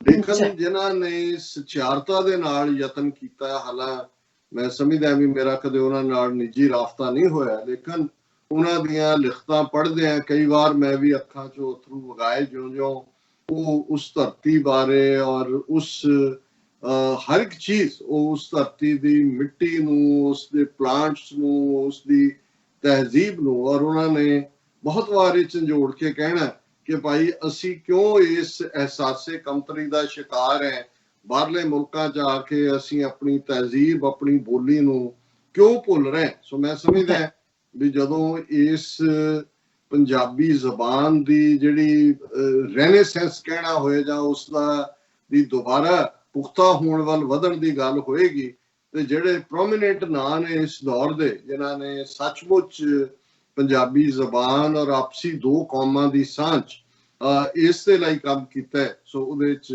ਅਮੀਨ ਮਲਕ ਜੀ ਦਾ ਇੱਕ ਖਾਸ ਨਾਂ ਹੋਏਗਾ। ਔਰ ਦਰਸ਼ਕ ਬੈਕਗ੍ਰਾਉਂਡ ਦੇ ਉੱਤੇ ਉਹਨਾਂ ਦੀ ਪਿਕਚਰ ਦੇਖ ਸਕਦੇ ਨੇ। ਸੋ ਅਸੀਂ ਉਹਨਾਂ ਨੂੰ ਜਿਹੜਾ ਸ਼ਰਧਾ ਦੇ ਫੁੱਲ ਭੇਟ ਕਰਦੇ, ਔਰ ਇਹ ਰੱਬ ਦੇ ਅੱਗੇ, ਅੱਲਾਹ ਤਾਲਾ ਦੇ ਅੱਗੇ ਅਰਦਾਸ ਹੈ, ਦੁਆ ਹੈ ਵਾਹਿਗੁਰੂ ਦੇ ਅੱਗੇ ਕਿ ਉਹਨਾਂ ਨੂੰ ਰੱਬ ਜੰਨਤ ਨਸੀਬ ਕਰਵਾਏ, ਔਰ ਬਾਕੀ ਸਾਰੇ ਪਰਿਵਾਰ ਨੂੰ, ਉਹਨਾਂ ਦੇ ਬੇਟੇ ਬੇਟੀਆਂ, ਉਹਨਾਂ ਨੂੰ ਭਾਣਾ ਮੰਨਣ ਦਾ ਬਲ ਬਖਸ਼ੇ। ਗੱਲ ਰੋਜ਼ਾਨਾ ਹੀ ਅਸੀਂ ਚੀਨ ਦੇ ਹਵਾਲੇ ਨਾਲ ਕਰਦੇ ਹਾਂ। ਹਾਲਾਂ ਸ਼ਾਇਦ ਕੁਛ ਨੂੰ ਲੱਗਦਾ ਹੋਏ ਕਿ ਭਾਈ ਹੁਣ ਜੰਗ ਨਹੀਂ ਹੋਣੀ, ਕੁਛ ਨੂੰ ਇਹ ਵੀ ਲੱਗਦਾ ਹੋਏ ਕਿ ਜੇ ਜੰਗ ਹੋ ਵੀ ਗਈ ਤਾਂ ਫਿਰ ਕੀ ਹੈ। ਇਹ ਨਹੀਂ ਹੈ ਗੱਲ। ਮੈਂ ਸਮਝਦਾ ਵੀ ਇਸ ਗੱਲ ਦਾ ਧਿਆਨ ਰਿਹਾ ਕਿ ਜੋ ਉਸ ਖਿੱਤੇ 'ਚ ਵਾਪਰ ਰਿਹਾ ਹੈ ਉਸ ਦਾ ਸੰਬੰਧ ਸਿਰਫ ਉਸ ਖਿੱਤੇ ਨਾਲ ਹੀ ਨਹੀਂ ਹੈ। ਕੱਲ ਜਦੋਂ ਮਾਈਕ ਪੋਂਪੀਓ ਯੂਰਪੀਅਨ ਯੂਨੀਅਨ ਦੇ ਲੀਡਰਾਂ ਨਾਲ ਮੁਲਾਕਾਤ ਤੋਂ ਬਾਅਦ ਕਹਿੰਦੇ ਨੇ ਕਿ ਜੀ ਅਸੀਂ 20-22 ਹਜ਼ਾਰ ਫੌਜ ਜਿਹੜੀ ਜਰਮਨ ਚੋਂ ਕੱਢ ਰਹੇ ਹਾਂ, ਇਸ ਦੀ ਸਾਨੂੰ ਲੋੜ ਹੈ ਕਿਉਂਕਿ ਚੀਨ ਔਰ ਭਾਰਤ ਦੇ ਵਿਚਾਲੇ ਟਕਰਾਅ ਵੱਧ ਰਿਹਾ ਹੈ। ਸੋ ਜ਼ਾਹਿਰ ਹੈ ਇਹ ਅਮਰੀਕਾ ਦਾ ਇੱਕ ਬਹੁਤ ਜ਼ੋਰਦਾਰ ਸਿਗਨਲ ਹੈ ਕਿ ਅਮਰੀਕਾ ਉਸ ਖਿੱਤੇ ਦੇ ਵਿੱਚ ਇੰਟਰਵੀਨ ਕਰ ਸਕਦਾ ਹੈ। ਇਹ ਬੇਸ਼ੱਕ ਇਲੈਕਸ਼ਨ ਕੈਂਪੇਨ ਦਾ ਵੀ ਹਿੱਸਾ ਹੋਏਗਾ ਟੂ ਲੁੱਕ ਟਫ, ਕਿਉਂਕਿ ਸਾਰੀ ਨੀਤੀ ਪ੍ਰੈਜ਼ੀਡੈਂਟ ਟਰੰਪ ਦੀ ਟਫਨੈਸ ਦੀ ਸੀ, ਔਰ ਇਹੀ ਕਾਰਨ ਹੈ ਕਿ ਚੀਨ ਨੇ ਤਾਂ ਉਸ ਟਫਨੈਸ ਨੂੰ, ਉਹ ਹਾਂਗਕਾਂਗ ਦਾ ਮੁੱਦਾ ਹੋਇਆ, ਔਰ ਇਹਦੇ ਨਾਲ ਨਾਲ ਅਸੀਂ ਦੇਖ ਰਹੇ ਹਾਂ ਕੱਲ ਹੀ ਹਾਂਗਕਾਂਗ ਦੇ ਮੁੱਦੇ ਦੇ ਉੱਤੇ ਵੀ ਅਮਰੀਕਨ ਸੈਨੇਟ ਨੇ ਯੂਨੈਨਿਮਸਲੀ ਪਾਸ ਕੀਤਾ ਕਿ ਜੇ ਉੱਥੇ ਜਿਹੜੀਆਂ ਲਿਬਰਟੀਜ਼ ਜਾਂ ਉਹਨਾਂ ਦਾ ਆਟੋਨੋਮਸ ਸਟੇਟਸ ਖਤਮ ਕਰਨ ਦੀ ਲਾਈਨ ਚਾਈਨਾ ਨੇ ਲਈ, ਤੇ ਫਿਰ ਉਹਨਾਂ ਦੀਆਂ ਕੰਪਨੀਆਂ, ਉਹਨਾਂ ਦੇ ਇੰਡੀਵਿਜੂਅਲ, ਉਹਨਾਂ ਦੇ ਉੱਤੇ ਸਖਤ ਪਾਬੰਦੀਆਂ ਹੋਣਗੀਆਂ। ਹਾਲਾਂਕਿ ਇਹ ਕੁਝ ਹਫ਼ਤੇ ਪਹਿਲਾਂ ਸੈਨੇਟ ਦੇ ਵਿੱਚ ਮੂਵ ਕੀਤਾ ਸੀ ਰਿਪਬਲਿਕਨ ਸੈਨੇਟਰਸ ਨੇ, ਲੇਕਿਨ ਵਾਈਟ ਹਾਊਸ ਵੱਲੋਂ ਜਿਹੜਾ ਉਹਨਾਂ ਨੂੰ ਰੋਕ ਦਿੱਤਾ ਗਿਆ ਸੀ। ਜ਼ਾਹਿਰ ਹੈ ਕਿ ਇਸ ਸਾਰੇ ਚੋਂ ਵੀ ਜਿਹੜੀ ਬਿਜ਼ਨਸ ਡੀਲ ਜਨਵਰੀ ਮਹੀਨੇ 'ਚ ਲਾਗੂ ਹੋਈ ਹੈ, ਜਿਹਨੂੰ ਮੰਨਿਆ ਦੋਨਾਂ ਨੇ। ਸੋ ਪ੍ਰੈਜ਼ੀਡੈਂਟ ਟਰੰਪ ਇਹ ਵੀ ਨਹੀਂ ਚਾਹੁੰਦੇ ਕਿ ਇਲੈਕਸ਼ਨ ਤੱਕ ਪਹੁੰਚਦਿਆਂ ਕੁਝ ਵੀ ਨਾ ਹੋਏ ਦੱਸਣ ਦੇ ਲਈ ਕਿ ਭਾਈ ਅਸੀਂ ਕੀ ਹਾਸਲ ਕੀਤਾ, ਲੇਕਿਨ ਕੱਲ ਸੈਨੇਟ ਨੇ ਇਹਨੂੰ ਪਾਸ ਕੀਤਾ। ਅਜੇ ਹਾਊਸ ਦੇ ਵਿੱਚ ਕਿਉਂਕਿ ਡੈਮੋਕ੍ਰੈਟ ਬੈਠੇ ਨੇ, ਹੋ ਸਕਦਾ ਵਕਤ ਲੱਗੇ ਔਰ ਬਾਅਦ ਦੇ ਵਿੱਚ ਉਹਨੂੰ ਪ੍ਰੈਜ਼ੀਡੈਂਟ ਸਾਈਨ ਕਰਦਾ। ਸੋ ਜ਼ਾਹਿਰ ਹੈ ਕਿ ਇਹ ਦੋ ਟਫ ਮੈਸੇਜ ਟਰੰਪ ਐਡਮਿਨਿਸਟ੍ਰੇਸ਼ਨ ਵੱਲੋਂ ਗਏ ਨੇ। ਸੈਨੇਟ ਦੇ ਵਿੱਚ ਹਾਂਗਕਾਂਗ ਦੇ ਮੁੱਦੇ ਤੇ ਪਾਸ ਕੀਤਾ ਗਿਆ ਬਿੱਲ, ਔਰ ਇਸੇ ਤਰ੍ਹਾਂ ਇਹ ਜਰਮਨ ਦੇ, ਹਾਲਾਂ ਯੂਰਪੀਅਨ ਯੂਨੀਅਨ ਦੇ ਨਾਰਾਜ਼ ਨੇ ਦੇਸ਼ ਕੇ ਭਾਈ, ਕਿਉਂਕਿ ਉਹਨਾਂ ਨੂੰ ਲੱਗਦਾ ਹੈ ਵੀ ਰੂਸ ਦਾ ਪ੍ਰਭਾਵ ਵੱਧ ਰਿਹਾ ਹੈ। ਰੂਸ ਔਰ ਚੀਨ ਵੀ ਇਕੱਠੇ ਹੋ ਰਹੇ ਨੇ। ਕਿੱਥੇ ਤਾਂ ਯੂਰਪ ਨੂੰ ਅਮਰੀਕਾ ਨੇ ਆਪਣੇ ਸਿਕਿਉਰਿਟੀ ਅੰਬ੍ਰੈਲਾ ਥੱਲੇ ਲਿਆ ਹੋਇਆ ਸੀ। ਸਾਰਾ ਜਿਹੜਾ ਨੈਟੋ ਦਾ, ਜਾਂ ਜਿਹਨੂੰ ਜਿਹੜਾ ਉਹ ਪੂਰੀ ਇੱਕ ਲਗਭਗ ਸਾਰੀ ਕੋਲਡ ਵਾਰ ਈਰਾ ਵੇਲੇ ਨੈਟੋ ਅਲਾਇੰਸ, ਜਿਹਦੇ ਥੱਲੇ ਜੇ ਅਫਗਾਨਿਸਤਾਨ 'ਚ ਵੀ ਅਮਰੀਕਾ ਗਿਆ ਤੇ ਨੈਟੋ ਦੇ ਨਾਲ, ਔਰ ਨੈਟੋ ਨੇ ਅਮਰੀਕਾ ਦੀ ਪਹੁੰਚ ਰੂਸ ਦੇ ਬਾਰਡਰਸ ਤੱਕ ਕਰਵਾਈ ਹੋਈ ਸੀ। ਔਰ ਪਹਿਲਾਂ ਪ੍ਰੈਜ਼ੀਡੈਂਟ ਟਰੰਪ ਨੇ ਆਪਣੇ ਕੈਂਪੇਨ ਵੇਲੇ ਕਿਹਾ ਸੀ ਜੀ ਅਸੀਂ ਕਿਉਂ ਉਹਨਾਂ ਦਾ ਜਿਹੜਾ ਬਿੱਲ ਹੈ ਉਹ ਫੁੱਟ ਕਰੀਏ, ਦੇ ਸ਼ੁੱਡ ਪੇ ਦਾ ਹਾਫ। ਸੋ ਕਰਦੇ ਹੁਣ ਇੱਥੋਂ ਤੱਕ ਗੱਲ ਆ ਗਈ ਵੀ ਜਰਮਨ ਚੋਂ ਫੌਜ ਕੱਢਣ ਦਾ ਮਤਲਬ ਹੈ ਇਹ ਇੱਕ ਵੇਲਡ ਥ੍ਰੈਟ ਵੀ ਹੈ ਕਿ ਕੱਲ ਨੂੰ ਰੂਸ ਤੁਹਾਨੂੰ ਖਾ ਜਾਏ ਸਾਰਿਆਂ ਨੂੰ, ਤੇ ਸਾਨੂੰ ਕੋਈ ਪਰਵਾਹ ਨਹੀਂ ਹੈ। ਹਾਲਾਂਕਿ ਇਹ ਕੋਈ ਬਹੁਤ ਵਾਈਜ਼ਰ ਨੀਤੀ ਨਹੀਂ ਹੈ, ਔਰ ਇਸ ਦਾ ਹੀ ਨਤੀਜਾ ਹੈ ਕਿ ਅਮਰੀਕਾ ਇੱਕ ਗਲੋਬਲ ਪਾਵਰ ਦੇ ਸਟੇਟਸ ਤੋਂ ਖਿਸਕਦਾ ਅਲਟੀਮੇਟਲੀ ਸਿਰਫ ਅਮਰੀਕਾ ਹਿੱਤ ਤੱਕ ਆ ਗਿਆ। ਔਰ ਇਹਦੇ ਨਾਲ ਇਹ ਕਹਿਣਾ ਮਾਈਕ ਪੋਂਪੀਓ ਦਾ ਕਿ ਵੀ ਅਸੀਂ ਇਹਨੂੰ ਇਸ ਲਈ ਕਰ ਰਹੇ ਆ ਕਿਉਂਕਿ ਉਧਰ ਵੀ ਇਹ ਨਹੀਂ ਕਿਹਾ ਵੀ ਲੋੜ ਪੈ ਸਕਦੀ ਕਿਉਂਕਿ ਇਹ ਕ੍ਰਾਈਸਿਸ ਚੱਲ ਰਿਹਾ, ਸੋ ਇਹ ਹਿੰਟ ਆਊਟ ਹੈ। ਲੇਕਿਨ ਇਹ ਤਾਂ ਬਾਹਰਲਾ ਔਰ ਇਹਨੇ ਇਸ ਖਬਰ ਨੇ ਥੋੜਾ ਹੌਸਲਾ ਵੀ ਦਿੱਤਾ ਹੈ, ਉਹਨਾਂ ਦੇ मीडिया 'ਚ भी डिस्कस होना शुरू हो गया कि क्या अमेरिका भारत की मदद के लिए आएगा। उन्होंने ये नहीं पता भी अफगानिस्तान जो निकल रहे ने उत्थे पाकिस्तान का थैंक यू कर रहे ने कि भाई तुसी ये तालिबान दे नाल समझौता करवाया। और मैनूं नहीं लगता कि भी आने वाला हाँ समुंदर दे विच जिस किस्म का साउथ चाइना सी दा जां क्वाड अलायंस दे थल्ले ਉਹਦੇ ਫਿਲੀਪੀਨਸ ਵੀ ਜਿਹੜਾ ਹੁਣ ਅਮਰੀਕਾ ਵੱਲ ਝੁਕ ਰਿਹਾ ਹੈ, ਜਾਂ ਫਿਲੀਪੀਨਸ, ਵਿਅਤਨਾਮ, ਜਰਮਨੀ, ਆਸਟ੍ਰੇਲੀਆ ਜਾਂ ਸਾਊਥ ਕੋਰੀਆ, ਨਾਟ ਜਰਮਨੀ, ਸਾਊਥ ਕੋਰੀਆ ਔਰ ਆਸਟ੍ਰੇਲੀਆ, ਇਹਨਾਂ ਦਾ ਅਲਾਇੰਸ ਬਣ ਜਾਏ, ਉਹ ਸਮਝ ਆ ਸਕਦਾ ਹੈ ਸਮੁੰਦਰ 'ਚ ਘੇਰਨ ਦੀ ਲਾਈਨ ਹੋਏ। ਪਰ ਉਹ ਵੀ ਚੀਨ ਨੇ ਆਪਣੇ ਕਈ ਦਰਵਾਜ਼ੇ ਰੱਖੇ ਹੋਏ ਨੇ, ਔਰ ਜੇ ਚਾਈਨਾ ਔਰ ਰੂਸ ਖੁੱਲ ਕੇ ਨਾਲ ਆ ਜਾਂਦੇ ਨੇ, ਔਰ ਇਸ ਗੱਲ ਦਾ ਧਿਆਨ ਰਹੇ ਕਿ ਬੇਸ਼ੱਕ ਅਮਰੀਕਾ ਜਿਹੜਾ ਉਹਨਾਂ ਦਾ one belt one road initiative ਹੈ ਉਸ ਦਾ ਵਿਰੋਧ ਕਰਦਾ ਔਰ ਬਹੁਤ ਕੁਝ ਉਹਦੇ ਨਾਲ ਜੁੜਿਆ ਹੋਇਆ ਹੈ, ਰਸ਼ੀਆ ਖੁੱਲ ਕੇ ਉਹਦੀ ਹਮਾਇਤ ਦੇ ਵਿੱਚ ਖਲੋਤਾ ਹੋਇਆ। ਸੋ ਕੁੱਲ ਮਿਲਾ ਕੇ ਜਿਹੜੀ ਸਿਚੁਏਸ਼ਨ ਹੈ ਜਿਵੇਂ ਨਜ਼ਰ ਆਉਂਦੀ ਹੈ ਇਵੇਂ ਨਹੀਂ ਹੈ, ਕੰਪਲੈਕਸ ਸਿਚੁਏਸ਼ਨ ਹੈ। ਔਰ ਇਸ ਸਾਰੇ ਦੇ ਨਾਲ ਅਸੀਂ ਜੇ ਭਾਰਤੀ ਮੀਡੀਆ ਦੇ ਹਵਾਲੇ ਨਾਲ ਹੀ ਗੱਲ ਕਰੀਏ ਕਿ ਉੱਥੇ ਗਰਾਊਂਡ ਤੇ ਕੀ ਹੋ ਰਿਹਾ ਅੱਜ ਹੀ, ਕਿਉਂਕਿ ਇੰਡੀਅਨ ਐਕਸਪ੍ਰੈਸ ਦੇ ਵਿੱਚ ਉਹਨਾਂ ਦਾ ਐਡੀਟਰ ਦਾ ਵੀ ਲਿਖਤ ਹੈ, ਇੱਕ ਸਪੈਸ਼ਲਿਸਟ ਜਿਹੜੇ ਨੇ ਉਹ ਬਾਅਦ ਦੇ ਵਿੱਚ ਉਹਨਾਂ ਨੇ ਇੱਕ ਭਾਰਤੀ ਟੀਵੀ ਚੈਨਲ ਨੂੰ ਵੀ ਇੰਟਰਵਿਊ ਦਿੱਤਾ ਹੈ, ਜਿਹੜਾ ਮੈਂ ਪੂਰਾ ਤਾਂ ਨਹੀਂ ਦੇਖਿਆ, ਪਰ ਉਹਦੇ 'ਚ ਉਹਨਾਂ ਨੇ ਕਿਹਾ ਵੀ ਸਾਰੀ ਗੱਲ ਗਲਵਾਨ ਵੈਲੀ ਦੀ ਹੋ ਰਹੀ ਹੈ ਕਿ ਉਹ ਤਾਂ ਉਹਨਾਂ ਨੇ ਈਵਨ ਕੱਲਾ ਗਲਵਾਨ ਵੈਲੀ ਨਹੀਂ, ਉਸ ਦੇ ਉੱਤੇ ਜਿਹੜੀ ਉਹਨਾਂ ਦੀ ਪੂਰੀ ਪਕੜ ਹੈ। ਪਰ ਉਹਨਾਂ ਨੇ ਇਹ ਕਿਹਾ ਉਸ ਐਕਸਪਰਟ ਨੇ ਵੀ, ਔਰ ਜ਼ਾਹਰ ਹੈ ਜਿਹੜੀ ਮੈਂ ਇੱਕ ਨਿਊਜ਼ ਸਾਂਝੀ ਕਰਾਂਗਾ ਉਹਨਾਂ ਦੇ ਪਪੂਲਰ ਅਖਬਾਰ ਜਿਹੜਾ ਸੱਤਿਆ ਦੇ ਨਾਂ ਥੱਲੇ ਹੈ ਉਹਨੇ ਦਿੱਤੀ ਹੈ। ਉਹਦੀ ਗੱਲ ਕਰਨ ਤੋਂ ਪਹਿਲਾਂ ਜਿਹੜਾ ਉਹਨਾਂ ਦਾ ਐਕਸਪਰਟ ਇੰਡੀਅਨ ਐਕਸਪ੍ਰੈਸ ਦਾ ਇਸ ਫੀਲਡ ਦਾ ਉਹ ਇਹ ਕਹਿ ਰਿਹਾ ਕਿ ਵੀ ਚਾਈਨਾ ਦੀਆਂ ਜਿਹੜੀਆਂ ਇੰਟਰੂਜਨਸ ਨੇ ਉਹ ਬਹੁਤ ਜ਼ਿਆਦਾ ਨੇ, 3-4 ਡਿਫਰੈਂਟ ਸੈਕਟਰ 'ਚ ਨੇ। ਉਹਨਾਂ ਕਿਹਾ ਕਿ ਪੈਂਗੋਂਗ ਸੋ ਦੇ ਵਿੱਚ ਚੀਨ 8 ਕਿਲੋਮੀਟਰ ਤੱਕ ਅੰਦਰ ਆ ਗਿਆ, ਔਰ ਇਸੇ ਤਰ੍ਹਾਂ ਡੈਮਸੋਂਗ ਜਿਹੜਾ ਕਿ ਇਹਨਾਂ ਦੀ ਮੇਨ ਸੜਕ ਹੈ ਜਿਹੜੀ ਇਹਨਾਂ ਨੇ 255 ਕਿਲੋਮੀਟਰ ਦਾਰਬੁਲ ਸਿਓਂਕ ਰੋਡ ਬਣਾਈ ਹੈ, ਦੌਲਤ ਬੇਗ ਓਲਡੀ ਜਿਹਨੂੰ ਕਹਿੰਦੇ ਨੇ, ਉਹਨਾਂ ਦਾ ਇਹ ਕਹਿਣਾ ਹੈ ਇਸ ਐਕਸਪਰਟ ਦਾ ਕਿ ਇਸ ਦੇ ਵਿੱਚ ਉਹ 18 ਕਿਲੋਮੀਟਰ ਤੱਕ ਡੈਮਸੋਂਗ ਦੇ ਵਿੱਚ ਚਾਈਨਾ ਅੰਦਰ ਆ ਗਿਆ, ਔਰ ਉੱਥੋਂ ਜਿਹੜੀ ਇਹਨਾਂ ਦੀ ਇਹ ਮੇਨ ਰੋਡ ਹੈ ਦੌਲਤ ਬੇਗ ਓਲਡੀ ਰੋਡ ਸਿਰਫ 7 ਕਿਲੋਮੀਟਰ ਹੈ, ਉਹ ਜਦੋਂ ਚਾਹੇ ਉਹਨੂੰ ਕੱਟ ਆਫ ਕਰ ਸਕਦਾ। ਸੋ ਮਤਲਬ ਇਹ ਹੁਣ ਹੌਲੀ ਹੌਲੀ ਇੱਕ ਪਾਸੇ ਉਹਨਾਂ ਦੇ ਪ੍ਰਾਈਮ ਮਿਨਿਸਟਰ ਦਾ ਇਹ ਕਹਿਣਾ ਕਿ ਜੀ ਕੋਈ 1 ਇੰਚ ਵੀ ਨਹੀਂ ਦਿੱਤਾ, ਨਾ ਉਹ ਆਏ ਨਾ ਬੈਠੇ ਨਾ ਕੋਈ ਸਾਡੇ ਉਹਨਾਂ ਨੇ ਪੋਸਟ ਲਈ, ਪਰ ਦੂਸਰੇ ਪਾਸੇ ਚੀਨ ਖੁੱਲ ਕੇ ਕਹਿ ਰਿਹਾ ਵੀ ਭਾਰਤ ਨੇ ਸ਼ਰਾਰਤ ਕੀਤੀ ਹੈ ਸਾਡੀ ਟੈਰੀਟਰੀ 'ਚ ਆ ਕੇ, ਔਰ ਅਸੀਂ ਇਹਨੂੰ ਟੋਲਰੇਟ ਨਹੀਂ ਕਰਾਂਗੇ, ਜੇ ਅੱਗੋਂ ਕੀਤਾ ਉਹਦੇ ਕਨਸੀਕੁਐਂਸਿਸ ਲਈ ਭਾਰਤ ਜ਼ਿੰਮੇਵਾਰ ਹੋਏਗਾ। ਔਰ ਹੁਣ ਉਹਨਾਂ ਦੇ ਐਕਸਪਰਟ ਕਹਿ ਰਹੇ ਨੇ ਜੀ ਇਹ ਗੱਲ ਕੱਲੀ 60 ਸਕੁਅਰ ਕਿਲੋਮੀਟਰ ਦੀ ਇੱਕ ਗਲਵਾਨ ਵੈਲੀ ਵਾਲੇ ਏਰੀਆ ਨਾਲ ਸੰਬੰਧਿਤ ਹੀ ਨਹੀਂ ਹੈ, ਜਾਂ ਇਹ 3-4 ਨੁਕਤਿਆਂ ਦੇ ਉੱਤੇ ਉਸ ਦੀ ਜਿਹੜੀ ਅੱਗੇ ਵਧਣ ਦੀ ਗੱਲ ਹੋ ਰਹੀ ਹੈ। ਔਰ ਜਿਵੇਂ ਅਸੀਂ ਨੇਪਾਲ ਔਰ ਭੂਟਾਨ ਦੇ ਹਵਾਲੇ ਨਾਲ ਵੀ ਗੱਲ ਕੀਤੀ, ਔਰ ਕੱਲ ਭਾਰਤੀ ਮੀਡੀਆ 'ਚ ਖਬਰਾਂ ਲੱਗੀਆਂ ਕਿ ਜੀ ਨੇਪਾਲ ਦੇ ਫਲਾਂ ਪਿੰਡ ਦੇ ਵਿੱਚ ਚੀਨ ਨੇ ਕਬਜ਼ਾ ਕਰ ਲਿਆ, ਕਿ ਨੇਪਾਲ ਦਾ ਬਾਰਡਰ ਜ਼ਾਹਰ ਹੈ ਚਾਈਨਾ ਨਾਲ ਵੀ ਲੱਗਦਾ ਲੰਬਾ, ਔਰ ਉੱਥੇ ਜਿਹੜੇ ਨੇ ਲੋਕ ਅਪਸੈਟ ਨੇ ਨੇਪਾਲ, ਔਰ ਅੱਜ ਨੇਪਾਲ ਦੀ ਗਵਰਨਮੈਂਟ ਨੇ ਕੈਟੇਗੋਰੀਕਲੀ ਕਿਹਾ ਹੈ ਕਿ ਵੀ ਇਹ ਬਿਲਕੁਲ ਇਹਦੇ 'ਚ ਕੋਈ ਸੱਚਾਈ ਨਹੀਂ ਹੈ, ਇਹ ਇੱਕ ਮਿਸ ਇਨਫੋਰਮੇਸ਼ਨ ਹੈ। ਸਾਡੇ ਆਲਰੇਡੀ ਬਾਰਡਰ ਜਿਹੜੇ ਨੇ ਅਸੀਂ ਡਿਸਾਈਡ ਕੀਤੇ ਹੋਏ ਨੇ ਚਾਈਨਾ ਨਾਲ, ਔਰ ਜੇ ਉਹਦੇ 'ਚ ਕਦੇ ਕੋਈ ਗਲਤਫਹਿਮੀ ਵੀ ਹੋਈ ਅਸੀਂ ਗੱਲਬਾਤ ਦੇ ਨਾਲ ਨੂੰ ਹੱਲ ਕਰ ਲਾਂਗੇ। ਸੋ ਜ਼ਾਹਰ ਹੈ ਕਿ ਇੱਕ ਪਾਸੇ ਜਿਹੜੇ ਇਹ ਅਲਾਇੰਸ ਬਣ ਰਹੇ ਨੇ ਉਹਨੂੰ ਮਿਸ ਇਨਫੋਰਮੇਸ਼ਨ ਦੇ ਨਾਲ ਵੀ ਜਿਹੜਾ ਗਲਤਫਹਿਮੀਆਂ ਪੈਦਾ ਕੀਤੀਆਂ ਜਾ ਰਹੀਆਂ, ਔਰ ਇਹ ਜਿਹੜੀ ਉਹਨਾਂ ਦੀ ਸੱਤਿਆ ਹਿੰਦੀ ਦੀ ਖਬਰ ਹੈ ਕਿ ਸ਼ਿਓਕ ਗਲਵਾਨ ਸੰਗਮ ਤੱਕ ਚੀਨ ਨੇ ਕੀਤਾ ਕਬਜ਼ਾ, PLA ਪੀਪਲਸ ਲਿਬਰੇਸ਼ਨ ਆਰਮੀ ਨੇ ਬਦਲ ਦਿੱਤੀ ਬਾਰਡਰ ਦੀ ਰੂਪਰੇਖਾ। ਔਰ ਉਹਦੇ 'ਚ ਉਹਨਾਂ ਨੇ ਕਿਹਾ ਕਿ ਵੀ ਇੱਕ ਪਾਸੇ ਤਾਂ ਪ੍ਰਧਾਨ ਮੰਤਰੀ ਕਹਿ ਰਿਹਾ ਵੀ ਉਹ ਆਏ ਹੀ ਨਹੀਂ, ਪਰ ਸੱਚ ਇਹ ਹੈ ਕਿ ਚੀਨ ਕਈ ਕਿਲੋਮੀਟਰ ਅੰਦਰ ਸ਼ਿਓਕ ਗਲਵਾਨ ਸੰਗਮ ਤੱਕ ਪਹੁੰਚ ਗਿਆ, ਔਰ ਉਹਨਾਂ ਨੇ PP-14 ਯਾਨੀ ਪੈਟਰੋਲਿੰਗ ਪੁਆਇੰਟ 14 ਨੂੰ ਭਾਰਤੀ ਸੈਨਾ ਨਾਲੋਂ ਪੂਰੀ ਤਰ੍ਹਾਂ ਕੱਟ ਦਿੱਤਾ।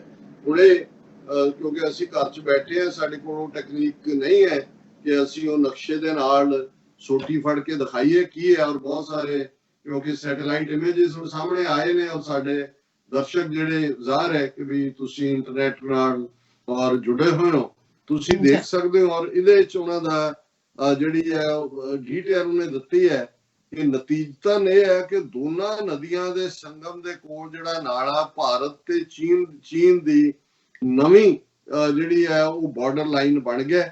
ਉੱਥੇ ਚੀਨ ਨੇ ਜ਼ਬਰਦਸਤ ਕਿਲ੍ਹੇਬੰਦੀ ਕੀਤੀ ਹੈ ਔਰ ਇਹ 15-16 ਤੋਂ ਬਾਅਦ ਦੀਆਂ ਵੀ ਡਿਵੈਲਪਮੈਂਟਸ ਨੇ। ਅੱਜ 26 ਜੂਨ ਹੈ, ਸੋ ਇਹਨਾਂ 15 ਤੇ 16 ਜੂਨ ਦੀ ਦਰਮਿਆਨੀ ਰਾਤ ਨੂੰ ਹੁੰਦਾ ਹੈ।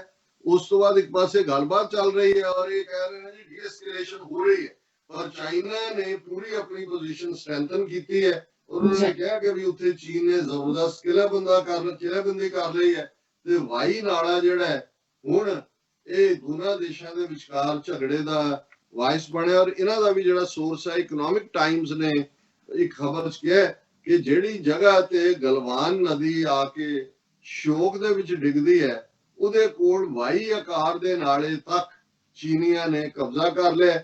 ਫਿਰ ਉਹਨਾਂ ਨੇ ਕਿਹਾ ਕਿ ਵੀ ਇਹ ਸਾਰਾ ਜਿਹੜਾ ਕੋਈ ਨਾ ਹੀ ਫੌਜ 'ਚ ਕਮੀ ਹੋਈ ਹੈ, ਚੀਨੀਆਂ ਦਾ ਜਮਾਵੜਾ ਔਰ ਉਹਨਾਂ ਦੀਆਂ ਵੱਡੀਆਂ ਗੰਧ, ਜਿਵੇਂ ਅਸੀਂ ਕਿਹਾ ਵੀ 7 ਕਿਲੋਮੀਟਰ ਇਹਨਾਂ ਦੀ ਮੇਨ ਉਹ ਗੋਲਡੀ ਰੋਡ ਹੈ ਜਿਹਨੂੰ ਉਹ ਕਦੇ ਵੀ ਕੱਟ ਸਕਦੇ ਨੇ। ਔਰ ਇਹਨਾਂ ਦਾ ਕਹਿਣਾ ਹੈ ਕਿ ਵੀ ਇਹਨੂੰ ਹੁਣ ਪੀਪਲਜ਼ ਲਿਬਰੇਸ਼ਨ ਆਰਮੀ ਜਿੱਥੇ ਬਹਿ ਗਈ ਆ ਉਹਨਾਂ ਨੇ ਕੋਈ ਥਾਂ ਨੂੰ ਖਾਲੀ ਨਹੀਂ ਕਰਨਾ ਹੈ।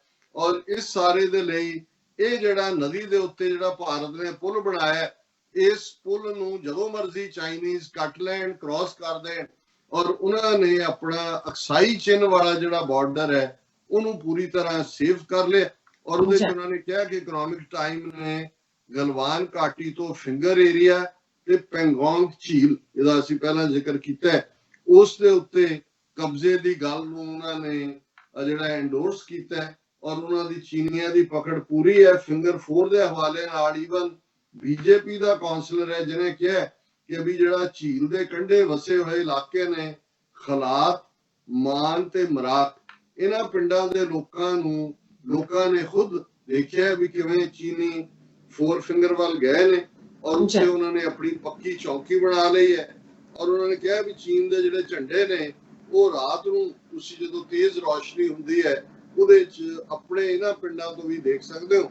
ਲੇਕਿਨ ਇਹਦੇ ਬਾਵਜੂਦ ਉਹ ਕਹਿ ਰਹੇ ਨੇ ਜੀ ਸਾਡਾ ਪ੍ਰਧਾਨ ਮੰਤਰੀ ਕਹਿ ਰਿਹਾ ਕਿ ਨਾ ਚੀਨੀ ਘੁਸੇ, ਨਾ ਕੋਈ ਉਹਨਾਂ ਨੇ ਚੌਕੀ ਲਈ, ਨਾ ਉਹ ਯਹਾਂ ਹੈ।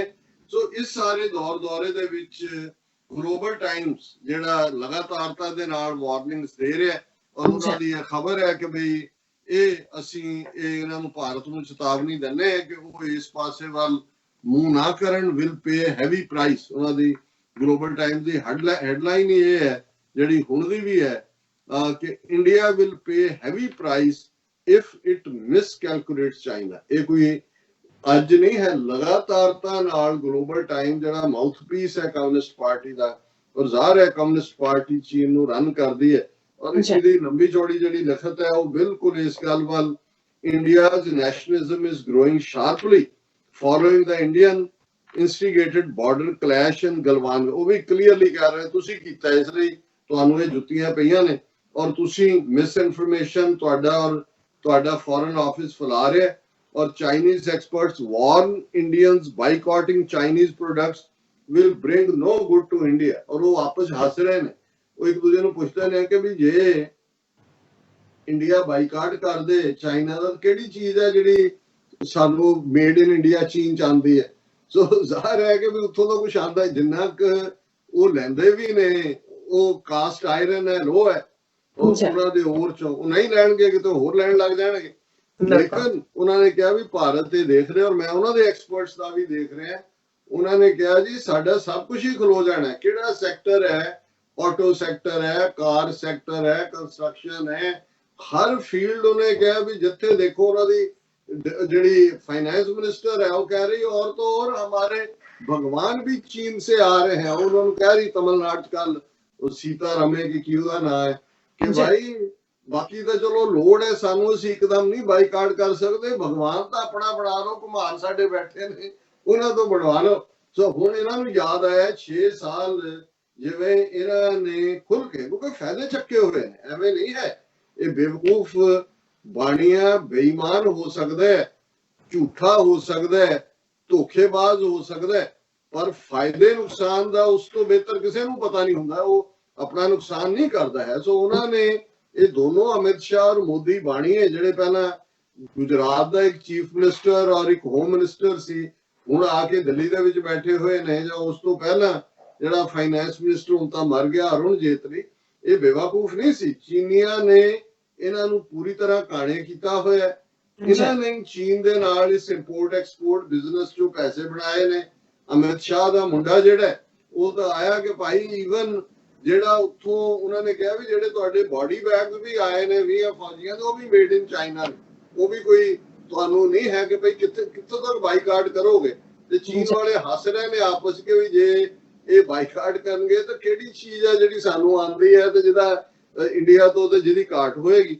ਔਰ ਉਹਦੇ ਚ ਉਹਨਾਂ ਦਾ ਜਿਹੜਾ ਸਪੋਕਸ ਪਰਸਨ ਹੈ ਚਾਈਨਾ ਡਿਫੈਂਸ ਮਿਨਿਸਟਰੀ ਦਾ, ਉਹਨਾਂ ਨੇ ਇੱਕ ਹੋਰ ਪ੍ਰੈਸ ਕਾਨਫਰੰਸ ਕਰਕੇ ਜਿਹੜਾ ਕਿਹਾ ਕਿ under the efforts made by the Chinese side and after communication through multiple channels, ਅਸੀਂ ਉਹਨੇ ਕਿਹਾ ਕਾਰਪਸ ਕਮਾਂਡਰ ਲੈਵਲ ਦੀਆਂ ਮੀਟਿੰਗਸ ਹੋਈਆਂ ਨੇ, ਉਹਦੇ ਚ ਅਸੀਂ ਇਹ ਫੈਸਲਾ ਕੀਤਾ ਸੀ ਨਹੀਂ ਹੋਏਗਾ। Indian side has promised not to cross the Galwan Valley to patrol and build facilities, but it was shocking that Indian troops publicly violated the agreement, broke their own promise and crossed the line of actual control to provoke the Chinese side on June 5th. ਹੁਣ ਚੀਨ ਨੇ ਖੁੱਲਾ ਕਹਿਣਾ ਸ਼ੁਰੂ ਕਰ ਦਿੱਤਾ ਕਿ ਤੁਸੀਂ ਐਗਰੀਮੈਂਟ ਤੋੜਿਆ, ਤੁਸੀਂ ਪ੍ਰੋਵੋਕ ਕੀਤਾ।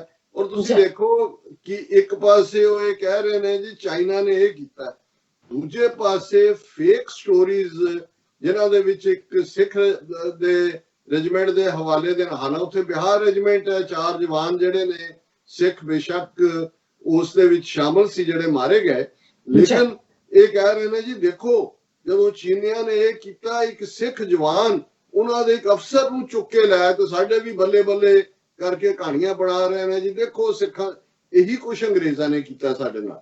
ਉਹ ਵੀ ਮਾਰਸ਼ਲ ਰੇਸ ਬਹਾਦਰ ਇਹ ਉਹ ਕਹਿ ਕੇ ਅਸੀਂ ਵੀ ਤੜਕੇ ਜਿਹੜਾ ਵਰਲਡ ਵਾਰਸ ਦੇ ਵਿੱਚ ਵੀ ਮਰਦੇ ਰਹੇ, ਅਦਰਵਾਈਜ਼ ਵੀ ਜਿੱਥੇ ਮਰਜੀ ਉਹਨਾਂ ਨੇ ਸਾਨੂੰ ਚੀਨ ਦੇ ਖਿਲਾਫ ਵੀ ਝੋਕਿਆ।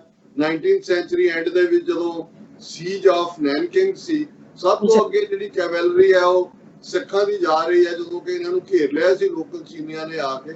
ਪਰ ਇਹੀ ਕੰਮ, ਔਰ ਕਿਸੇ ਨੇ ਅੱਜ ਬਹੁਤ ਚੰਗਾ ਲਿਖਿਆ, ਉਹਨਾਂ ਕਿਹਾ ਜੀ ਪਹਿਲਾਂ ਤੁਸੀਂ ਸਾਨੂੰ ਅੱਤਵਾਦੀ ਕਹਿ ਕੇ ਮਾਰਿਆ, 1.5 ਲੱਖ ਸਾਡਾ ਨੌਜਵਾਨ ਤੁਸੀਂ ਮਾਰ ਦਿੱਤਾ ਕਿ ਇਹ ਅੱਤਵਾਦੀ ਨੇ, ਫਿਰ ਅਗਲੀ ਜਨਰੇਸ਼ਨ ਨੂੰ ਤੁਸੀਂ ਨਸ਼ਿਆਂ 'ਚ ਡੋਬ ਕੇ ਮਾਰ ਦਿੱਤਾ, ਤੇ ਹੁਣ ਜਿਹੜੇ ਮਾੜੇ ਮੋਟੇ ਤੀਜੀ ਜਨਰੇਸ਼ਨ ਨਿਕਲਣ ਲੱਗੀ ਹੈ, ਹੁਣ ਤੁਸੀਂ ਇਹਨਾਂ ਨੂੰ ਦੇਸ਼ ਭਗਤੀ ਦਾ ਤੇ ਦੂਜੀ ਚਾੜ ਚੜਾ ਕੇ ਜਿਹੜਾ ਇਹ ਕਹਿ ਕੇ ਕਿ ਜੀ ਬਹੁਤ ਬਹਾਦਰ ਔਰ ਬੜਾ, ਔਰ ਆਪਣੇ ਵੀ ਲੱਗੇ ਹੋਏ ਨੇ। ਦੇਖੋ ਸਿੱਖ ਫੌਜ ਦੀ ਬਹਾਦਰੀ, ਸਿੱਖ ਜਵਾਨ ਦੀ। ਔਰ ਇਸੇ ਤਰ੍ਹਾਂ ਇੱਕ ਕਹਾਣੀ ਕਿਸੇ ਸਿੱਖ ਜਵਾਨ ਦੇ ਨਾਲ ਕਿ ਜੀ ਉਹਨੇ ਕਿਰਪਾਨ ਕੱਢ ਲਈ ਔਰ ਕਿਰਪਾਨ ਦੇ ਨਾਲ ਹੀ ਉਹਨੇ ਦੇਖੋ, ਔਰ ਉਹ ਹਿੰਦੀ ਚੈਨਲ ਲੱਗੇ ਹੋਏ ਨੇ, ਦੇਖੋ ਸਰਦਾਰ ਬਹਾਦਰ ਕੀ ਕਿਰਪਾਨ ਕੀ ਔਰ ਦੂਸਰੀ ਬਹਾਦਰੀ।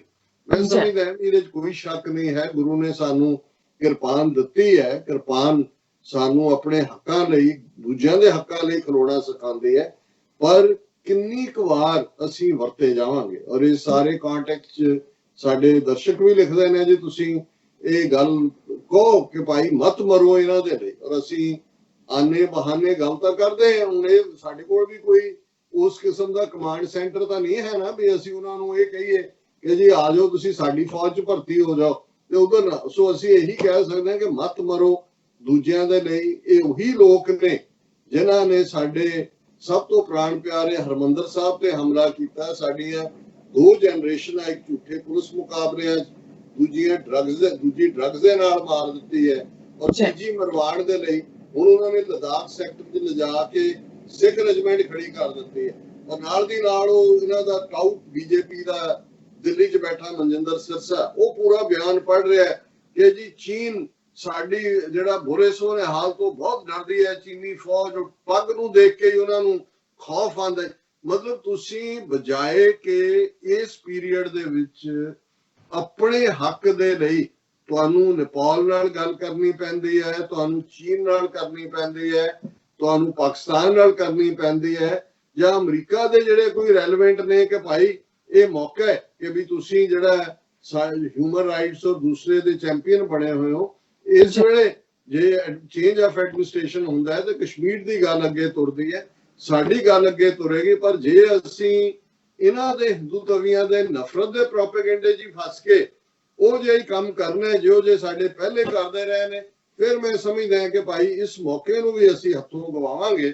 ਸੋ ਅਸੀਂ ਜਿਹੜਾ ਇਸ ਗੱਲ ਦੇ ਝੰਡਾ ਬਰਦਾਰ ਬਣੀਏ ਕਿ ਇਹ ਇੱਕ ਓਪਰਚੁਨਿਟੀ ਹੈ ਜਿੱਥੇ ਅਸੀਂ ਮੁੱਢਲੀਆਂ ਆਜ਼ਾਦੀਆਂ ਦੇ ਹੱਕ 'ਚ ਹੈ, ਜਿੱਥੇ ਕਿ ਬਿਨਾਂ ਜ਼ਾਤ, ਰੰਗ, ਨਸਲ, ਧਰਮ, ਜੈਂਡਰ ਦੀ ਡਿਸਕ੍ਰਿਮੀਨੇਸ਼ਨ ਦੇ, ਵਿਤਕਰੇ ਦੇ ਸਾਰਿਆਂ ਦੀਆਂ ਮੁੱਢਲੀਆਂ ਆਜ਼ਾਦੀਆਂ ਬਹਾਲ ਹੋਣ।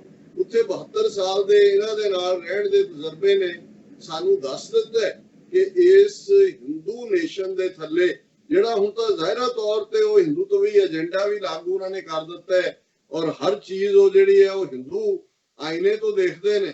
ਤੇ ਜੇ ਫਿਰ ਵੀ ਸਾਨੂੰ ਲੱਗਦਾ ਹੈ ਕਿ ਭਾਈ ਅੱਜ ਜੇ ਉਹ ਸਾਡੀ ਬੱਲੇ ਬੱਲੇ ਕਰ ਰਹੇ ਨੇ ਤੇ ਇਹ ਸਾਡੇ ਖੈਰ ਖੁਆਹ ਹੋ ਗਏ ਨੇ, ਫਿਰ ਅਸੀਂ ਉਹੀ ਵਰਤੇ ਜਾਂਦੇ ਰਵਾਂਗੇ। ਤੇ ਜਿਹੜੇ ਫਿਰ ਵਰਤੇ ਜਾਂਦੇ ਨੇ ਮੁੜ ਕੇ ਇਹੀ ਕਹਿਣ ਵਾਲੇ ਹੁੰਦੇ ਨੇ ਜੀ ਫਲਾਣੇ ਨੇ ਵੀ ਸਾਨੂੰ ਵਰਤਿਆ, ਢਿਮਕੇ ਨੇ ਵੀ ਸਾਨੂੰ ਵਰਤਿਆ।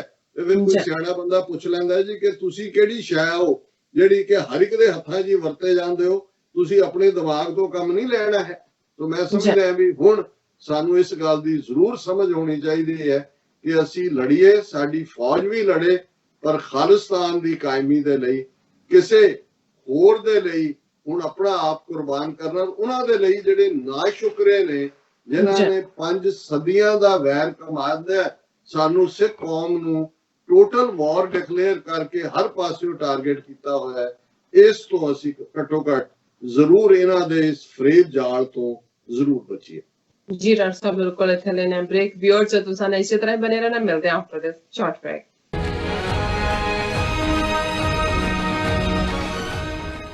2020 ਦੀ ਜਨਗਣਨਾ ਯੂਨਾਈਟਿਡ ਸਟੇਟ ਵਿੱਚ ਰਹਿੰਦੇ ਹਰ ਇੱਕ ਵਿਅਕਤੀ ਦੀ ਇੱਕ ਗਿਣਤੀ ਹੈ। 2020 ਜਨਗਣਨਾ ਬਹੁਤ ਮਹੱਤਵਪੂਰਨ ਹੈ ਅਤੇ ਗਾਈਡ ਕਰੋ ਕਿ ਕਿਵੇਂ ਪ੍ਰਤੀ ਸਾਲ $675 ਬਿਲੀਅਨ ਤੋਂ ਵੱਧ ਸੰਘੀ ਫੰਡਿੰਗ ਸਮੁਦਾਇਆਂ ਵਿੱਚ ਖਰਚ ਕੀਤੀ ਜਾਂਦੀ ਹੈ। ਤੁਸੀਂ ਇੱਕ ਕੰਪਿਊਟਰ, ਟੈਬਲੇਟ ਜਾਂ ਮੋਬਾਈਲ ਫੋਨ ਤੋਂ ਦਿਨ ਵਿੱਚ 24 ਘੰਟੇ ਆਨਲਾਈਨ ਜਵਾਬ ਦੇ ਸਕਦੇ ਹੋ। ਤੁਹਾਡੀ ਜਾਣਕਾਰੀ ਗੁਪਤ ਹੈ।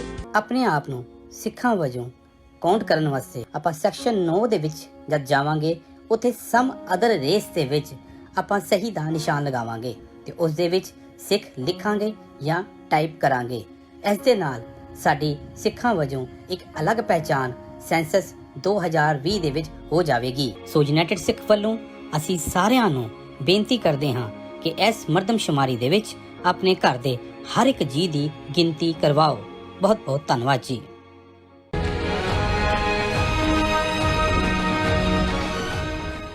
ਦਰਸ਼ਕੋ, ਬ੍ਰੇਕ ਤੋਂ ਬਾਅਦ ਤੁਹਾਡਾ ਸਭ ਦਾ ਭਰਪੂਰ ਸਵਾਗਤ ਹੈ। ਪਹਿਲੇ ਸੈਗਮੈਂਟ ਵਿੱਚ ਆਪਾਂ ਗੱਲਬਾਤ ਕੀਤੀ ਕਸ਼ਮੀਰ ਦੇ ਹਵਾਲੇ ਨਾਲ, ਚੀਨ ਦੇ ਹਵਾਲੇ ਨਾਲ। ਹੁਣ ਆਪਾਂ ਗੱਲਬਾਤ ਕਰਨ ਜਾ ਰਹੇ ਹਾਂ ਥਰਡ ਵਾਲੇ ਸੈਗਮੈਂਟ ਦੇ ਵਿੱਚ, ਜੋ ਭਾਰਤੀ ਕਬਜ਼ੇ ਵਾਲੇ ਪੰਜਾਬ ਬਾਰੇ, ਕਿ ਕਿਸ ਤਰ੍ਹਾਂ ਪੰਜਾਬ ਦੀ ਸਰਕਾਰ ਪੂਰੀ ਤਰ੍ਹਾਂ ਭਾਰਤੀ ਇੰਟੈਲੀਜੈਂਸ ਏਜੰਸੀਆਂ ਵੱਲੋਂ ਚਲਾਈ ਜਾ ਰਹੀ ਹੈ। ਪੰਜਾਬ ਪੁਲਿਸ ਦੇ ਮੁਖੀ ਦਿਨਕਰ ਗੁਪਤਾ ਦੀ ਪਤਨੀ ਵਿਨੀ ਮਹਾਜਨ ਨੂੰ ਕੈਪਟਨ ਅਮਰਿੰਦਰ ਸਿੰਘ ਨੇ ਚੀਫ ਸੈਕਟਰੀ ਬਣਾ ਦਿੱਤਾ ਹੈ ਔਰ ਦੂਸਰੇ ਪਾਸੇ ਸਿੱਖ ਨੌਜਵਾਨਾਂ ਨੂੰ ਝੂਠੇ ਕੇਸਾਂ ਵਿੱਚ ਫਸਾਇਆ ਜਾ ਰਿਹਾ ਹੈ ਅਤੇ ਸਰਕਾਰੀ ਦਲਾਲਾਂ ਵੱਲੋਂ ਖਾਲਿਸਤਾਨ ਅਤੇ ਸਿੱਖ ਕੌਮ ਦੇ ਖਿਲਾਫ ਬੜਾ ਕੋਝਾ ਪ੍ਰਚਾਰ ਕੀਤਾ ਜਾ ਰਿਹਾ ਹੈ। ਇਸ ਬਾਰੇ ਆਪਾਂ ਵੇਰਵੇ ਨਾਲ ਡਾਕਟਰ ਸਾਹਿਬ ਕੋਲੋਂ ਜਾਣਦੇ ਹਾਂ। ਸੋ ਅਸੀਂ ਚਾਹੁੰਦੇ ਹਾਂ ਕਿ ਤੁਸੀਂ ਸਾਡੇ ਨਾਲ ਇਸੇ ਤਰ੍ਹਾਂ ਹੀ ਬਣੇ ਰਹਿਣਾ। ਦੇਖਣ ਸੁਣਨ ਤੁਹਾਡਾ ਸਭ ਦਾ ਬਹੁਤ ਬਹੁਤ ਸ਼ੁਕਰੀਆ ਜੀ। ਡਾਕਟਰ ਸਾਹਿਬ, ਕੀ ਕਹਿਣਾ ਚਾਹੋਗੇ ਇਸ ਮੁੱਦੇ ਬਾਰੇ? ਦੇਖੋ, ਅਸੀਂ ਬਹੁਤ ਵਾਰ ਇਹ ਗੱਲ ਰਿਪੀਟਡਲੀ ਦੁਹਰਾਉਂਦੇ ਕਿ ਪੰਜਾਬ ਦੇ ਵਿੱਚ ਸੂਬੇਦਾਰ ਅਮਰਿੰਦਰ ਸਿੰਘ ਹੋਏ, ਪ੍ਰਕਾਸ਼ ਸਿੰਘ ਬਾਦਲ ਹੋਏ ਜਾਂ ਕੱਲ ਨੂੰ ਕੋਈ ਹੋਰ ਆ ਜਾਏ, ਪੰਜਾਬ ਸਾਰੇ ਦਾ ਸਾਰਾ ਜਿਹੜਾ ਹੈ ਉਹ ਇੰਟੈਲੀਜੈਂਸ ਏਜੰਸੀਆਂ ਵੱਲੋਂ ਸਿੱਧੇ ਤੌਰ ਤੇ ਰਨ ਕੀਤਾ ਜਾਂਦਾ ਹੈ। ਇਹ ਸਿਰਫ ਨਾਮ ਨਿਹਾਦ ਮੁਖੀ ਨੇ। ਔਰ ਜਦੋਂ ਅਸੀਂ ਸਿੱਧੇ ਤੌਰ ਤੇ ਗਵਰਨ ਕਰਨ ਦੀ ਗੱਲ ਕਰਦੇ ਹਾਂ, ਬੇਸ਼ੱਕ ਜਦੋਂ ਅਸੀਂ ਬ੍ਰਿਟਿਸ਼ ਰੂਲ ਦੀ ਗੱਲ ਕਰਦੇ ਹਾਂ, ਕਿਸੇ ਵੀ ਪੀਰੀਅਡ ਦੇ ਵਿੱਚ ਅੰਗਰੇਜ਼ ਉੱਥੇ 20, 25, 30 ਹਜ਼ਾਰ ਤੋਂ ਜ਼ਿਆਦਾ ਉਹਨਾਂ ਦੀ ਗਿਣਤੀ ਨਹੀਂ ਸੀ। ਲੇਕਿਨ ਕਿਵੇਂ ਉਹਨਾਂ ਨੇ 33 ਕਰੋੜ ਲੋਕਾਂ ਦੇ ਉੱਤੇ ਆਪਣੀ ਜਕੜ ਬਣਾ ਕੇ ਰੱਖੀ, ਉਹਨਾਂ ਦਾ ਜਿਹਨੂੰ ਤੁਸੀਂ ਸਟੇਟ ਇੰਸਟਰੂਮੈਂਟ ਕਹੋ ਜਾਂ ਜਿਨ੍ਹਾਂ ਰਾਹੀਂ ਉਹਨਾਂ ਨੇ ਰੂਲ ਕੀਤਾ, ਉਹ ਸਨ ਬਿਊਰੋਕਰੈਟ, ਉਹਨਾਂ ਦੀ ਸਿਵਲ ਸਰਵਿਸ ਦੇ ਲੋਕ। ਔਰ ਉਹਦੇ 'ਚ ਅਸੀਂ ਦੇਖਦੇ ਹਾਂ ਕਿ ਕਿਵੇਂ ਭਾਰਤ ਸਰਵ ਕਰਨ ਵਾਲੇ ਜਿਹੜੇ ਸਿਵਲ ਸਰਵੈਂਟ ਸੀ ਇੰਗਲੈਂਡ ਦੇ ਵਿੱਚ, ਜਿਹੜੇ ਗੋਰੇ ਵੀ ਸੀ, ਉਹਨਾਂ ਦੀ ਕੀ ਟ੍ਰੇਨਿੰਗ ਹੁੰਦੀ ਸੀ। ਔਰ ਜ਼ਾਹਰ ਹੈ ਪਹਿਲੀ ਸਟੇਜ ਤੇ ਲੰਬਾ ਵਕਤ 1930 ਤੱਕ ਪਹੁੰਚਦੇ ਆ ਸਾਰੇ ਹੀ ਜਿਹੜੇ ਵੱਡੇ ਜਿਹੜੇ ਡਿਪਟੀ ਕਮਿਸ਼ਨਰ ਜਾਂ ICS ਉਹਨਾਂ ਨੂੰ ਕਹਿੰਦੇ ਸੀ, ਔਰ ਵੱਡੇ ਕਮਿਸ਼ਨਰ ਉਹ ਗੋਰੇ ਹੀ ਹੁੰਦੇ ਸੀ। ਫਿਰ ਹੌਲੀ ਹੌਲੀ ਦੇਸੀਆਂ ਨੂੰ ਲਿਆ ਤੇ ਗੋਰੇ ਵੀ ਜਿਹੜੇ ਨੇ ਉਹਨਾਂ ਦੀ ਟ੍ਰੇਨਿੰਗ ਦੇ ਵਿੱਚ ਉਹਨਾਂ ਨੂੰ ਰੋਮਨ ਸਕ੍ਰਿਪਟ ਦੇ ਵਿੱਚ ਉਰਦੂ ਵੀ ਜਿਹੜੀ ਗੁਜ਼ਾਰੇ ਯੋਗ ਜਾਂ ਸਮਝਣ ਯੋਗ ਉਹ ਸਮਝਦੇ ਵੀ ਸੀ, ਬੋਲਦੇ ਵੀ ਸੀ। ਇਸ ਲਈ ਕਈ ਜਿਹੜੇ ਨੇ ਅਜੇ ਵੀ ਜਿਹੜੇ ਉਹ ਐਂਗਲੋਫਾਈਲ ਕਿਸਮ ਦੇ ਨੇ, ਉੱਥੇ ਕਿਆ ਕਰਨਾ ਮਾਂਗਟਾ, ਕਿਉਂਕਿ ਤੱਤਾ ਨਹੀਂ ਸੀ ਆਉਂਦਾ ਤਾਂ ਕਿਆ ਕਰਨਾ ਮਾਂਗਟਾ, ਹਮ ਦੇਖ ਲੇਟਾ, ਇਹ ਇਦਾਂ ਦਾ ਬੋਲ ਕੇ ਉਹ ਆਪਣੇ ਆਪ ਨੂੰ ਜਿਹੜੇ ਅੰਗਰੇਜ਼ ਸਮਝਦੇ ਨੇ। ਸੋ ਇਹ ਉਹਨਾਂ ਨੇ ਇੱਕ ਗੱਲ ਦੇਖ ਲਈ। ਔਰ ਫਿਰ ਲੋਅਰ ਲੈਵਲ ਦੇ ਉੱਤੇ ਜਿਹੜੇ ਕਲਰਕ ਸੀ ਉਹਨਾਂ ਨੂੰ ਇੰਨਾ ਪਾਵਰਫੁਲ ਕੀਤਾ ਜਾਂਦਾ ਸੀ ਕਿ ਕਲਰਕ ਕਿੰਗ ਦਾ ਕਾਨਸੈਪਟ ਸੀ ਕਿ ਕਲਰਕ ਬਾਦਸ਼ਾਹ ਹੁੰਦੇ ਨੇ। ਇੱਕ ਪੂਰੀ ਉਹ ਟਿਊਨਿੰਗ ਆ। ਕਈ ਵਾਰ ਜਦੋਂ ਅਸੀਂ ਈਵਨ ਗੁਆਂਢੀ ਮੁਲਕਾਂ ਦੇ ਵਿੱਚ, ਜਿਵੇਂ ਇਮਰਾਨ ਖਾਨ ਸਾਹਿਬ ਦੀ ਹਕੂਮਤ ਦੇ ਮਾਮਲੇ 'ਚ ਮੈਂ ਉਹਨਾਂ ਦਾ ਮੀਡੀਆ ਦੇਖਦਾ ਹੈ ਕਿ ਭਾਈ ਕਿਵੇਂ ਵਿਦ ਆਲ ਦਾ ਸਿੰਸੈਰਿਟੀ ਉਹ ਤਬਦੀਲੀ ਕਰਨਾ ਵੀ ਚਾਹੁੰਦੇ ਨੇ, ਕਿਉਂ ਤਬਦੀਲੀ ਨਹੀਂ ਹੋ ਰਹੀ। ਇੱਕ ਤਾਂ ਚਲੋ ਪੋਲੀਟੀਸ਼ੀਅਨਸ ਨੇ ਜਿਹੜੇ ਤੁਸੀਂ ਅੱਡ-ਅੱਡ ਪਾਰਟੀਆਂ 'ਚੋਂ ਆਏ, ਉਹਨਾਂ ਦੀ ਲਾਇਲਟੀ ਤਾਂ ਪਾਵਰ ਨਾਲ ਹੈ, ਕੁਰਸੀ ਨਾਲ ਹੈ। ਉਹ ਤੁਹਾਡੇ ਆਈਡੀਓਲੋਜੀਕਲ ਨਾ ਜ਼ਿਆਦੇ ਸੀ, ਨਾ ਤੁਹਾਡੇ ਉਹ ਚੇਂਜ ਵਾਲੇ ਏਜੰਡੇ ਦੇ ਨੇ, ਉਹ ਤਾਂ ਅਪਰਚੂਨਿਸਟ ਨੇ। ਪਰ ਇੱਕ ਵੱਡੀ ਫੇਲਿਅਰ ਜਿਹੜੀ ਹੈ ਉਹਦਾ ਕਾਰਨ ਬਿਊਰੋਕਰੈਟਸ ਦਾ ਕੋਆਪਰੇਟ ਨਾ ਕਰਨਾ, ਕਿਉਂਕਿ ਬਿਊਰੋਕਰੈਟਸ ਆਪਣੇ ਆਪ ਦੇ ਵਿੱਚ ਪਾਵਰ ਹੁੰਦੇ ਨੇ। ਜਿਹੜੇ ਸਿਆਸਤਦਾਨ ਨੇ ਉਹਨਾਂ ਸਾਊਥ ਏਸ਼ੀਆ ਦੇ ਖਿੱਤੇ 'ਚ ਦੇਖੀਏ ਬਹੁਤੇ ਅਨਪੜ੍ਹ ਜਾਂ ਜਾਲ ਜਿਹਨਾਂ ਨੂੰ ਪਤਾ ਵੀ ਨਹੀਂ ਹੈ। ਭਾਰਤ ਦੇ ਕੰਟੈਕਸਟ ਹੀ ਦੇਖ ਲਓ, BJP ਦੇ ਕੋਲ ਕੀ ਹੈ। ਦੂਸਰਾ ਉਸ ਸਾਰੇ ਦੇ ਨਾਲ ਨਾਲ ਉਹਨਾਂ ਦਾ ਕਰਪਟ ਹੋਣਾ, ਤੇ ਤੀਸਰਾ ਉਹਨਾਂ ਨੂੰ ਵੀ ਲੱਗਦਾ ਵੀ ਅਸੀਂ ਦਸਤਖਤ ਹੀ ਕਰੀਏ ਫਾਈਲ ਤੇ, ਬਾਕੀ ਤਾਂ ਉਹ ਸਭ ਕੀਤਾ ਕਰਾਇਆ ਮਿਲੇ। ਸੋ ਇਨਫੈਕਟ ਜਿਹੜੇ ਬਿਊਰੋਕਰੈਟ ਨੇ ਉਹ ਐਡਮਿਨਿਸਟ੍ਰੇਸ਼ਨ ਨੂੰ ਕੰਟਰੋਲ ਕਰਦੇ ਨੇ, ਤੇ ਬਿਊਰੋਕਰੈਟਸ ਕਦੇ ਵੀ ਐਸੇ ਕਿਸੇ ਬੰਦੇ ਨੂੰ ਪਸੰਦ ਨਹੀਂ ਕਰਦੇ ਜਿਹੜਾ ਉਹਨਾਂ ਤੋਂ ਅਕਾਊਂਟੇਬਿਲਟੀ ਮੰਗੇ, ਜਿਹੜਾ ਉਹਨਾਂ ਦੀ ਸੁਪੀਰੀਅਰਿਟੀ ਨੂੰ ਚੈਲੰਜ ਕਰੇ। ਔਰ ਇਹੀ ਕਾਰਨ ਹੈ ਕਿ ਬਹੁਤ ਵਾਰ ਜਿਹੜਾ ਇਮਾਨਦਾਰ ਕਿਸਮ ਦਾ ਬੰਦਾ ਕਦੇ ਪਾਵਰ ਦੇ ਵਿੱਚ ਆਂਦਾ ਹੈ, ਉਹ ਸੂਬੇ ਲੈਵਲ ਤੇ ਹੋਏ ਜਾਂ ਫੈਡਰਲ ਲੈਵਲ ਤੇ ਹੋਏ, ਉਹਨੂੰ ਬਿਊਰੋਕਰੈਟ ਚੱਲਣ ਨਹੀਂ ਦਿੰਦੇ।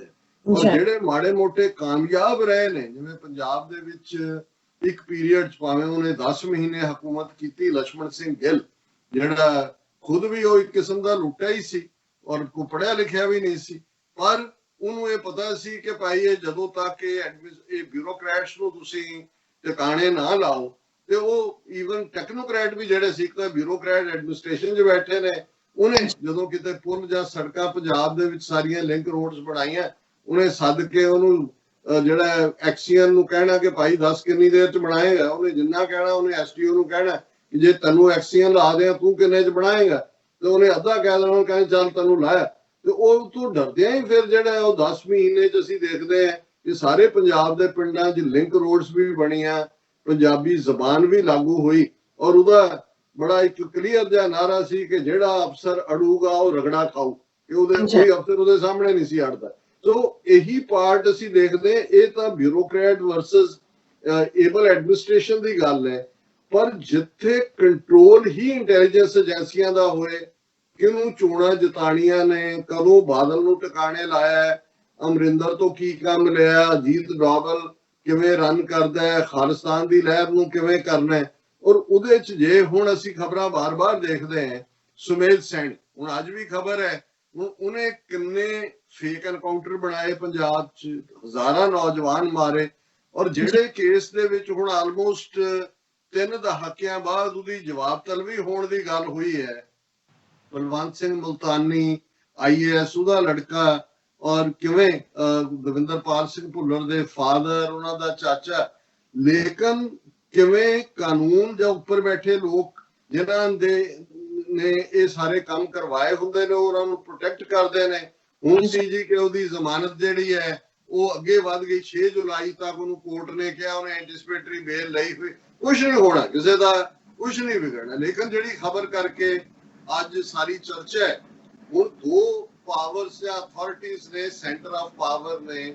ਇੱਕ ਜ਼ਾਹਰ ਹੈ ਕਿ ਜਿਹੜੀ ਬਿਊਰੋਕ੍ਰੇਸੀ ਹੈ ਉਹਨੂੰ ਚੀਫ ਸੈਕਟਰੀ ਰਨ ਕਰਦਾ ਹੈ, ਚੀਫ ਮਿਨਿਸਟਰ ਦਾ ਨਾਮ ਨਿਹਾਦ ਹੁੰਦਾ। ਕਿਵੇਂ ਕਰਨ ਅਵਤਾਰ ਸਿੰਘ ਨਾਂ ਦਾ ਇੱਕ ਬੰਦਾ ਜਿਹੜਾ ਅਮਰਿੰਦਰ ਨੇ ਰੱਖਿਆ ਸੀ, ਉਹ ਕਿਸੇ ਵਜ਼ੀਰ ਦੀ ਪਰਵਾਹ ਵੀ ਨਹੀਂ ਸੀ ਕਰਦਾ, ਤੇ ਜਦੋਂ ਮਨਪ੍ਰੀਤ ਬਾਦਲ ਜਾਂ ਕਿਸੇ ਹੋਰ ਨਾਲ ਵੀ ਬਦਤਮੀਜ਼ੀ ਕੀਤੀ ਤੇ ਬਹੁਤ ਸਾਰੇ ਵਜ਼ੀਰ ਇਕੱਠੇ ਹੋਏ, ਉਹਨਾਂ ਨੇ ਕਿਹਾ ਜੀ ਇਹਨੂੰ ਚਲਦਾ ਕਰੋ।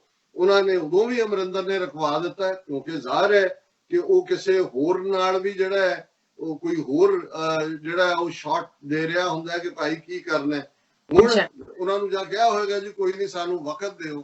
ਜਿਹੜੀ ਅੱਜ ਔਰ ਦੂਸਰਾ ਜ਼ਾਹਰ ਹੈ ਕਿ ਪੁਲਿਸ ਮੁਖੀ ਦਿਨਕਰ ਗੁਪਤਾ, ਇਸ ਵੇਲੇ ਦਿਨਕਰ ਗੁਪਤਾ ਉਹ ਹੈ ਜਿਹਦਾ ਇਹ ਬਿਆਨ ਜਿਹਨੂੰ ਸਿੱਖਾਂ ਨੂੰ ਦੁਨੀਆ ਭਰ ਦੇ ਵਿੱਚ ਅੱਖਾਂ ਖੋਲੀਆਂ ਕਿ ਭਾਈ ਇਹ ਕਿਸ ਹੱਦ ਤੱਕ ਜਾ ਕੇ ਏਜੰਸੀਆਂ ਕਰਤਾਰਪੁਰ ਕੋਰੀਡੋਰ ਨੂੰ ਬੰਦ ਕਰਨਾ ਚਾਹੁੰਦੀਆਂ ਨੇ, ਰੋਕਣਾ ਚਾਹੁੰਦੀਆਂ ਨੇ, ਕਿਉਂਕਿ ਖਾਸਮ ਖਾਸ ਦਿਨਕਰ ਗੁਪਤਾ ਇੰਟੈਲੀਜੈਂਸ ਬਿਊਰੋ ਚ ਰਿਹਾ, ਅਜੀਤ ਡੋਵਲ ਦਾ ਖਾਸ ਬੰਦਾ ਹੈ, ਤੇ ਇਹਨੇ ਬਿਆਨ ਦਿੱਤਾ ਸੀ ਕਿ ਜੀ ਇਹ ਜਿਹੜਾ ਸਵੇਰੇ ਜਾ ਕੇ ਸ਼ਾਮ ਨੂੰ ਵੀ ਕਰਤਾਰਪੁਰੋਂ ਵਾਪਸ ਆਉਂਦੇ ਨੇ ਸਿੱਖ ਇਧਰੋਂ ਇੰਡੀਅਨ ਆਕੂਪਾਈਡ ਪੰਜਾਬ ਤੋਂ, ਇਹ ਤਾਂ 6 ਘੰਟੇ ਦੇ ਵਿੱਚ ਅਤਵਾਦੀ ਬਣ ਸਕਦੇ, ਟੈਰਰਿਸਟ ਬਣ ਸਕਦੇ ਨੇ, ਦਹਿਸ਼ਤਗਰਦ, ਕਿਉਂਕਿ ਇੰਨੀ ਦੇਰ ਜੇ ਉਹਨਾਂ ਨੂੰ ਉੱਥੋਂ ਲਿਜਾ ਕੇ ਚਾਂਦਮਾਰੀ ਚ ਉਹਨਾਂ ਨੂੰ ਨਿਸ਼ਾਨਾ ਲਾਣਾ ਸਿਖਾਇਆ ਜਾਏ ਔਰ ਬੰਬ ਅਸੈਂਬਲ ਕਰਨਾ, ਔਰ ਦੂਜਾ 6 ਘੰਟੇ ਚ ਜਿਹੜਾ ਇੱਕ ਦਹਿਸ਼ਤਗਰਦ ਬਣ ਕੇ ਆਣਗੇ। ਹਾਲਾਂਕਿ ਬਾਅਦ ਚ ਉਹਨੂੰ ਵੀ ਹਾਲਾਂਕਿ ਉਹਦੇ ਆਪਣੇ ਵਜ਼ੀਰਾਂ ਨੇ ਵੀ ਕਿਹਾ ਵੀ ਇਹ ਠੀਕ ਨਹੀਂ ਹੈ, ਸਿੱਖ ਕੌਮ ਨੇ ਤਾਂ ਲਿਆ ਹੀ, ਲੇਕਿਨ ਜੇ ਦਿਨਕਰ ਗੁਪਤੇ ਨੂੰ ਸਟਿਲ ਪ੍ਰੋਟੈਕਟ ਕੀਤਾ ਅਮਰਿੰਦਰ ਨੇ, ਇਸ ਲਈ ਨਹੀਂ ਕਿ ਉਹਦਾ ਉਹ ਭਤੀਜਾ ਲੱਗਦਾ, ਕਿਉਂਕਿ ਇੰਟੈਲੀਜੈਂਸ ਬਿਊਰੋ ਹੋਏ, ਰਾਹ ਹੋਏ, ਥਰਡ ਏਜੰਸੀ ਹੋਏ, CBI ਹੋਏ, ਇਹ ਸਾਰੇ ਇੱਕੋ ਹੀ ਨੇ ਔਰ ਪੰਜਾਬ ਨੂੰ ਇਹ ਰਨ ਕਰਦੇ ਨੇ। ਹੁਣ ਅੱਜ ਜਦੋਂ ਇਹ ਖਬਰ ਆਈ ਕਿ ਭਾਈ ਦਿਨਕਰ ਗੁਪਤੇ ਦੀ ਵਾਈਫ ਵਿਨੀ ਮਹਾਜਨ, ਉਹਨੂੰ ਚੀਫ ਸੈਕਟਰੀ ਲਾ ਦਿੱਤਾ ਗਿਆ, IAS ਹੈਗੀ ਹੈ, ਤੇ ਜ਼ਾਹਰ ਹੈ ਕਿ ਬਹੁਤਿਆਂ ਨੇ ਕਿਹਾ ਕਿ ਜੀ ਮੋਸਟ ਪਾਵਰਫੁਲ ਕਪਲ। ਹੁਣ ਦਿਨਕਰ ਗੁਪਤਾ ਪੁਲਿਸ ਰਨ ਕਰੇਗਾ, DGP ਹੈ, ਔਰ ਵਿਨੀ ਮਹਾਜਨ ਪੰਜਾਬ ਦੀ ਹਿਸਟਰੀ ਪਹਿਲੀ ਵਾਰ ਕੋਈ ਵੂਮਨ ਲੱਗੀ ਹੈ ਚੀਫ ਸੈਕਟਰੀ। ਚਲੋ ਉਹ ਤਾਂ ਇੱਕ ਚੰਗੀ ਗੱਲ ਹੁੰਦੀ ਜੇ ਉਹ ਇਹਦੀ ਵਾਈਫ ਨਾ ਹੁੰਦੀ, ਵੀ ਕਿਸੇ ਨੂੰ ਮੌਕਾ ਬਣਿਆ ਜਾਂ ਔਰਤ ਦੀ ਹੁਕਮਰਾਨੀ ਵੀ ਕੋਈ ਮੰਨਣ ਲੱਗਾ, ਚੀਫ ਸੈਕਟਰੀ ਜਿਹੜਾ ਰੀਅਲ ਬਾਦਸ਼ਾਹ ਉਹੀ ਹੁੰਦਾ ਉੱਥੋਂ ਦਾ। ਲੇਕਿਨ ਹੁਣ ਘਰ ਵਾਲਾ ਪੁਲਿਸ ਦਾ ਮੁਖੀ ਹੈ, ਘਰ ਵਾਲੀ ਵਿਨੀ ਮਹਾਜਨ ਚੀਫ ਸੈਕਟਰੀ ਹੈ, ਤੇ ਹੁਣ ਇਹ ਕਿਹਦੇ ਹੁਕਮਾਂ ਤੇ, ਔਰ ਵਿਨੀ ਮਹਾਜਨ ਨੂੰ ਲਾਣ ਤੋਂ ਪਹਿਲਾਂ 3 ਜਿਹੜੇ ਸੀਨੀਅਰ ਸੀ ਜਿਨ੍ਹਾਂ ਦੀ ਵਾਰੀ ਬਣਦੀ ਸੀ ਚੀਫ ਸੈਕਟਰੀ ਦੀ, ਔਰ ਉਹਨਾਂ ਚੋਂ ਇੱਕ ਨੇ ਜੂਨ ਚ ਰਿਟਾਇਰ ਹੋਣਾ ਅਗਲੇ ਸਾਲ, ਉਹਨਾਂ ਨੂੰ ਸੁਪਰਸੀਡ ਕੀਤਾ। ਸੋ ਕਿਹਦੇ ਹੁਕਮ ਚੱਲਦੇ ਨੇ? ਸੋ ਇਹ ਹਾਲਾਂਕਿ ਬਹੁਤ ਵਾਰੀ ਬਹੁਤਿਆਂ ਨੂੰ ਲੱਗਦਾ ਹੁੰਦਾ ਜੀ ਅਸੀਂ ਪੰਜਾਬ ਦੇ ਵਿਸ਼ੇ, ਮੈਂ ਕਿਹਾ ਹੁਣ ਕੀ ਡਿਸਕਸ ਕਰੋ, ਤੁਸੀਂ ਆਹ ਡਿਸਕਸ ਕਰੋ ਰੋਜ਼ਾਨਾ ਅਮਰਿੰਦਰ ਨੇ ਕੀ ਕਿਹਾ, ਦੂਜੇ ਕਿ ਭਾਈ ਇੱਕ ਗੱਲ ਕਲੀਅਰ ਹੋਏ ਕਿ ਪੰਜਾਬ ਨੂੰ ਏਜੰਸੀਆਂ ਰਨ ਕਰ ਰਹੀਆਂ ਨੇ, ਅਮਰਿੰਦਰ ਸਿੰਘ ਕੀ ਨੈਗੇਟਿਵਿਟੀ ਕਰ ਰਿਹਾ ਹੈ, ਬਿਆਨਬਾਜ਼ੀਆਂ ਬਾਰ-ਬਾਰ। ਅੱਜ ਜਦੋਂ ਕਿ ਖਾਲਿਸਤਾਨ ਦੀ ਗੱਲ ਹੁੰਦੀ ਹੈ ਜਾਂ ਰੈਫਰੈਂਡਮ 2020 ਦਾ ਮੂਵ ਹੈ, ਉਹ ਕਿਵੇਂ ਉੱਥੇ ਬੈਠੇ ਜਿਹੜੇ ਨੇ ਉਹ ਭੌਂਕਣ ਲਾਏ ਹੋਏ ਨੇ, ਕਿਵੇਂ ਚੀਫ ਮਿਨਿਸਟਰ ਅਮਰਿੰਦਰ ਸਿੰਘ ਸਿੱਧਾ ਜਿਹੜਾ ਹੈ ਉਹ ਗੁਰਪਤਵੰਤ ਸਿੰਘ ਪੰਨੂ ਹੋਏ ਜਾਂ ਉੱਥੇ ਜਿਹੜੇ ਕੰਮ ਕਰਨ ਵਾਲੇ ਨੇ ਉਹਨਾਂ ਨੂੰ ਥ੍ਰੈਟਨ ਕਰਦਾ।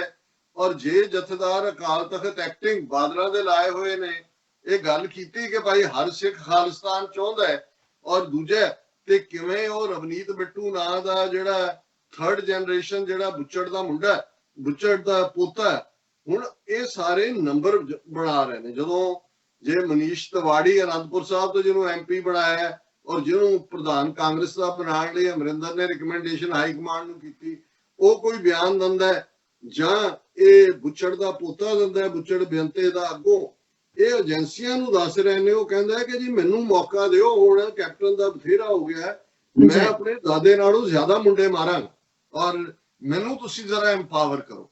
ਸੋ ਜ਼ਾਹਰ ਹੈ ਵੀ ਇਹ ਜਿਹੜੀ ਸਾਰੀ ਦੌੜ ਹੈ, ਜਿਹੜਾ ਜਿੰਨਾ ਖੁੱਲ ਕੇ ਜਿਹੜਾ ਉਹ ਅਗੇਂਸਟ ਭੁਗਤ ਰਿਹਾ ਹੈ ਜਾਂ ਇਹ ਕਹਿ ਰਿਹਾ ਇਹ ਰਵਨੀਤ ਬਿੱਟੂ ਕਿ ਜੀ ਕੇਸ ਰਜਿਸਟਰ ਕਰੋ, ਫਲਾਣੇ ਗਾਇਕ ਦੇ ਖਿਲਾਫ ਕਰੋ, ਜੈਜੀ ਬੈਂਸ ਦੇ ਖਿਲਾਫ ਕਰੋ, ਦਲਜੀਤ ਦੋਸਾਂਝ ਦੇ ਜੀ ਉਹਨਾਂ ਨੇ ਖਾਲਿਸਤਾਨ ਦੇ ਹੱਕ ਚ ਪੋਸਟ ਪਾਈ, ਐਕਟਿੰਗ ਜਥੇਦਾਰ ਦੇ ਖਿਲਾਫ ਮੈਂ ਕਰੂੰਗਾ ਕੇਸ ਰਜਿਸਟਰ। ਸੋ ਹੁਣ ਇਹ ਤੁਹਾਨੂੰ ਕਲੀਅਰ ਹੋਣਾ ਚਾਹੀਦਾ ਹੈ ਕਿ ਇਹ ਸਾਰਾ ਸਿਸਟਮ, ਕਿਉਂਕਿ ਮੈਂ ਇਸ ਤੇ ਇਸ ਲਈ ਵੀ ਐਮਫਸਾਈਜ਼ ਕਰਨਾ ਚਾਹੁੰਦਾ ਕਿ ਸਾਡੇ ਇੱਥੇ ਬੈਠੇ ਵੀਰ ਭੈਣਾਂ ਨੇ ਜਿਨ੍ਹਾਂ ਨੇ ਇੱਕ ਸਟੇਜ ਤੇ ਆਮ ਆਦਮੀ ਪਾਰਟੀ ਨੂੰ ਕਿਵੇਂ ਲੱਖਾਂ ਡਾਲਰ ਇਕੱਠੇ ਕਰਕੇ ਦਿੱਤੇ, ਉਹਨਾਂ ਨੂੰ ਲੱਗਾ ਜੀ ਨਹੀਂ ਇਹ ਤਬਦੀਲੀ ਲਿਆ ਸਕਦੇ ਨੇ, ਜੇ ਕਾਂਗਰਸ ਤੇ ਅਕਾਲੀ ਤਾਂ ਪਰਖ ਲਏ, ਇਹਨਾਂ ਨੂੰ ਵੀ ਹੁਣ ਮੌਕਾ ਦੇ ਦਿਓ। ਤੇ ਉਹ ਗੱਲ ਮੈਂ ਕਿਸੇ ਦਾ ਕਮੈਂਟਰੀ ਸੁਣ ਰਿਹਾ ਸੀ, ਉਹਨੇ ਕਿਹਾ ਜੀ ਹਰ ਮੂਵਮੈਂਟ ਨੇ ਐਮਰਜੈਂਸੀ ਦੇ ਖਿਲਾਫ ਸੀ, JP ਦੀ ਜਾਂ अन्ना हजारे ਦੀ ਮੂਵਮੈਂਟ ਤੋਂ ਬਾਅਦ ਕੋਈ ਨਾ ਕੋਈ ਪਬਲਿਕ ਲੀਡਰ ਥਰੋ ਹੁੰਦੇ ਨੇ, ਤੇ ਜੇ अन्ना हजारे ਦੀ ਮੂਵਮੈਂਟ ਨੇ ਕਿਸੇ ਨੂੰ ਲੀਡਰ ਥਰੋ ਕੀਤਾ ਤੇ ਉਹ ਭਾਵੇਂ ਦਿੱਲੀ 'ਚ ਹੀ ਮਹਿਦੂਦ ਰਹਿ ਗਿਆ, ਉਹ ਅਰਵਿੰਦ ਕੇਜਰੀਵਾਲ ਹੈ ਤੇ ਮਨੀਸ਼ ਸਿਸੋਦੀਆ ਹੈ।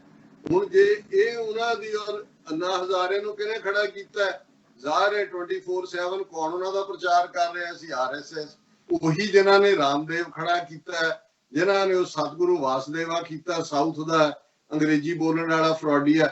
ਔਰ ਇਸ ਸਾਰੇ ਦੇ ਥੱਲੇ ਹੁਣ ਇਹਦੇ 'ਚ ਕੋਈ ਸ਼ੱਕ ਨਹੀਂ ਹੈ ਕਿ ਭਾਈ ਕਾਂਗਰਸ ਨੇ ਇੱਕ ਸਟੇਜ ਤੇ RSS ਨੂੰ ਠੁਮਣਾ ਦਿੱਤਾ, ਜਿਹਦੇ 'ਚੋਂ ਪਟੇਲ ਦਾ ਇੱਕ ਰੋਲ ਸੀ। ਉਹਨਾਂ ਨੇ ਅਲਟੀਮੇਟਲੀ ਭਾਰਤੀ ਜਨਸੰਘ ਖੜਾ ਕੀਤਾ, ਤੇ ਜਦੋਂ ਹੁਣ ਕਾਂਗਰਸ ਨੂੰ ਜਾਂ BJP ਨੂੰ ਲੱਗਿਆ ਕਿ ਕੋਈ ਥਰਡ ਆਪਸ਼ਨ ਵੀ ਲੋਕਾਂ ਨੂੰ ਦੇਣੀ ਚਾਹੀਦੀ ਜਿਹੜੀ ਸਾਡੀ ਆਈਡੀਓਲੋਜੀ ਨੂੰ ਖੜੀ ਕਰੇ, ਉਹਨਾਂ ਨੇ ਕੇਜਰੀਵਾਲ ਖੜਾ ਕਰ ਦਿੱਤਾ, ਆਮ ਆਦਮੀ ਪਾਰਟੀ। ਔਰ ਉਹਦਾ ਤੁਸੀਂ ਟਰੈਕ ਰੈਕਰਡ ਦੇਖ ਲਓ ਹੁਣ ਕਿ ਚੀਫ ਮਿਨਿਸਟਰ ਬਣਨ ਤੋਂ ਬਾਅਦ ਵੀ ਔਰ ਉਸ ਤੋਂ ਪਹਿਲਾਂ ਵੀ ਉਹਦਾ ਕੀ ਲਾਈਨ ਸੀ ਲੋਕਾਂ ਜਾਣ ਲਈ। ਕਦੇ ਉਹ ਨਾਸਤਕ ਸੀ, ਕਦੇ ਬੰਗਲਾ ਸਾਹਿਬ ਗੁਰਦੁਆਰੇ ਰੋਜ਼ ਚੁੱਪ ਚੁਪੀਤੇ ਖਲੋਤਾ ਹੁੰਦਾ ਸੀ, ਬਾਹਰ ਆ ਕੇ ਇੱਥੇ ਰਿਚਮੰਡ ਹਿੱਲ ਗੁਰਦੁਆਰੇ 'ਚ ਵੀ ਆਇਆ ਜੀ, 에ਅਰਪੋਰਟ ਤੋਂ ਸਿੱਧਾ ਆਇਆ, ਬਾਥਰੂਮ 'ਚ ਨਹਾ ਕੇ ਲੰਗਰ 'ਚ ਬੈਠਾ। ਉਹ ਉਹਨਾਂ ਦੇ ਕਹਿੰਦੇ ਅਸੀਂ ਦੇਖਿਆ ਤਾਂ ਕੇਜਰੀਵਾਲ ਇਸ ਲੈਵਲ ਦਾ। ਹੁਣ ਤੁਸੀਂ ਉਹਨੂੰ ਕਿੰਨਾ ਕੁ ਦੇਖਿਆ ਕਿ ਉਹਨੇ ਦਿੱਲੀ ਜੋ ਮੁਸਲਮਾਨਾਂ ਦੇ ਨਾਲ ਹੋਇਆ, ਜਾਂ ਜਿਹੜੇ ਉੱਥੇ ਪ੍ਰੋਟੈਸਟ ਦੇ ਲੋਕ ਬੈਠੇ, ਜਿਹਨੂੰ ਚੀਫ ਮਿਨਿਸਟਰ ਨੂੰ ਕਹਿੰਦਾ ਹੀ ਧਰਨਾ ਮਿਨਿਸਟਰ ਸੀ, ਉਹ ਉੱਥੋਂ ਉਠਾਉਣ ਵਾਲਿਆਂ 'ਚ ਸਭ ਤੋਂ ਅੱਗੇ ਸੀ। ਔਰ ਹੁਣ ਇਸ ਸਾਰੇ ਦੌਰ ਦੇ ਵਿੱਚੋਂ ਕੀ ਰੋਲ ਅਦਾ ਕਰ ਰਿਹਾ। ਸੋ ਜ਼ਾਹਰ ਹੈ ਕਿ ਉਹਨਾਂ ਦੇ ਜ਼ਰੀਏ ਉਹਨਾਂ ਨੇ ਪੰਜਾਬ ਦੇ ਸਿੱਖ ਮੁੰਡੇ ਕੁੜੀਆਂ ਦੇ ਸਿਰਾਂ ਤੇ ਟੋਪੀਆਂ ਰਖਾਤੀਆਂ, ਗਾਂਧੀ ਟੋਪੀ, ਨੈਸ਼ਨਲਿਜ਼ਮ। ਹੁਣ ਇਹ ਸਾਰੇ ਦੇ ਬਾਵਜੂਦ ਜੇ ਸਾਨੂੰ ਇਹ ਲੱਗਦਾ ਵੀ ਨਹੀਂ ਹੁਣ ਇੱਕ ਹੋਰ ਜੇ ਆਲਟਰਨੇਟ ਬਣ ਜਾਏ, ਉਹ ਬੈਂਸ ਆ ਜਾਏ, ਉਹਦੇ 'ਚ ਸੁਖਪਾਲ ਖਹਿਰਾ ਆ ਜਾਏ, ਉਹਦੇ 'ਚ ਨਵਜੋਤ ਸਿੱਧੂ ਆ ਜਾਏ, ਉਹਦੇ 'ਚ ਪ੍ਰਗਟ ਸਿੰਘ ਆ ਜਾਏ, ਉਹ ਕਿਉਂ ਅਸੀਂ ਆਪਣਾ ਵਕਤ ਜ਼ਾਇਆ ਕਰ ਰਹੇ ਹਾਂ। ਪੰਜਾਬ ਸਿੱਧਾ ਇੰਡੀਅਨ ਆਰਮੀ ਜੈਕਬੂਟ ਥੱਲੇ ਹੈ।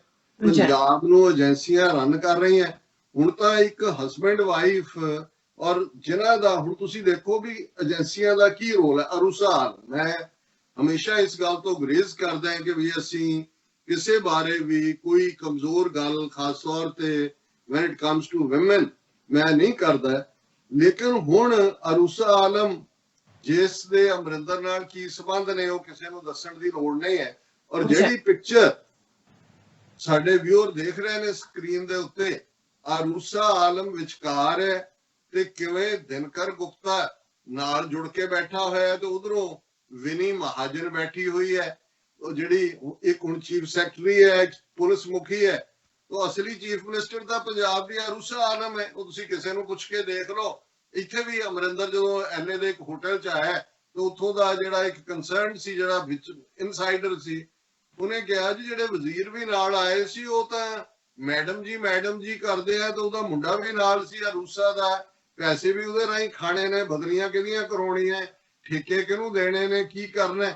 ਸੋ ਹੁਣ ਜੇ ਜਿਹੜੀਆਂ ਇੰਟੈਲੀਜੈਂਸ ਏਜੰਸੀਆਂ ਜਾਂ ਜਿਹੜਾ ਦਿਨਕਰ ਗੁਪਤਾ ਇਹ ਕਹਿੰਦਾ ਵੀ 6 ਘੰਟੇ ਕਰਤਾਰਪੁਰ ਸਾਹਿਬ ਜਾ ਕੇ ਅੱਤਵਾਦੀ ਕੋਈ ਬਣ ਸਕਦਾ ਹੈ, ਤੇ ਇੱਕ ਪਾਕਿਸਤਾਨੀ ਸਿਟੀਜ਼ਨ ਜਿਹੜੀ ਕਿ ਉੱਥੇ ਚੀਫ ਮਿਨਿਸਟਰ ਹਾਊਸ 'ਚ ਹੈ, ਉਹਦੇ ਬਾਰੇ ਅਜੀਤ ਡੋਵਲ ਨੂੰ ਨਹੀਂ ਪਤਾ ਹੈ, ਇੰਟੈਲੀਜੈਂਸ ਏਜੰਸੀਆਂ ਨੂੰ ਨਹੀਂ ਪਤਾ ਹੈ, ਅੰਟਿਲ ਅਨਲੈਸ। ਔਰ ਮੈਂ ਸਮਝਦਾ ਵੀ ਪਾਕਿਸਤਾਨ ਦੀ ISI ਜਾਂ ਉਹਨਾਂ ਦੀਆਂ ਏਜੰਸੀਆਂ ਖਬਰਦਾਰ ਹੋਣਗੀਆਂ ਕਿ ਭਾਈ ਇਹ ਜਿਹੜੀ ਬੀਬੀ ਹੈ ਜਿਹੜੀ ਉੱਥੇ ਇਹਦੇ ਨਾਲ ਆ ਕੇ ਬੈਠੀ ਹੋਈ ਹੈ ਕੈਪਟਨ ਅਮਰਿੰਦਰ ਦੇ, ਇਹ ਕਿਹਦੇ ਲਈ ਕੰਮ ਕਰਦੀ ਹੈ।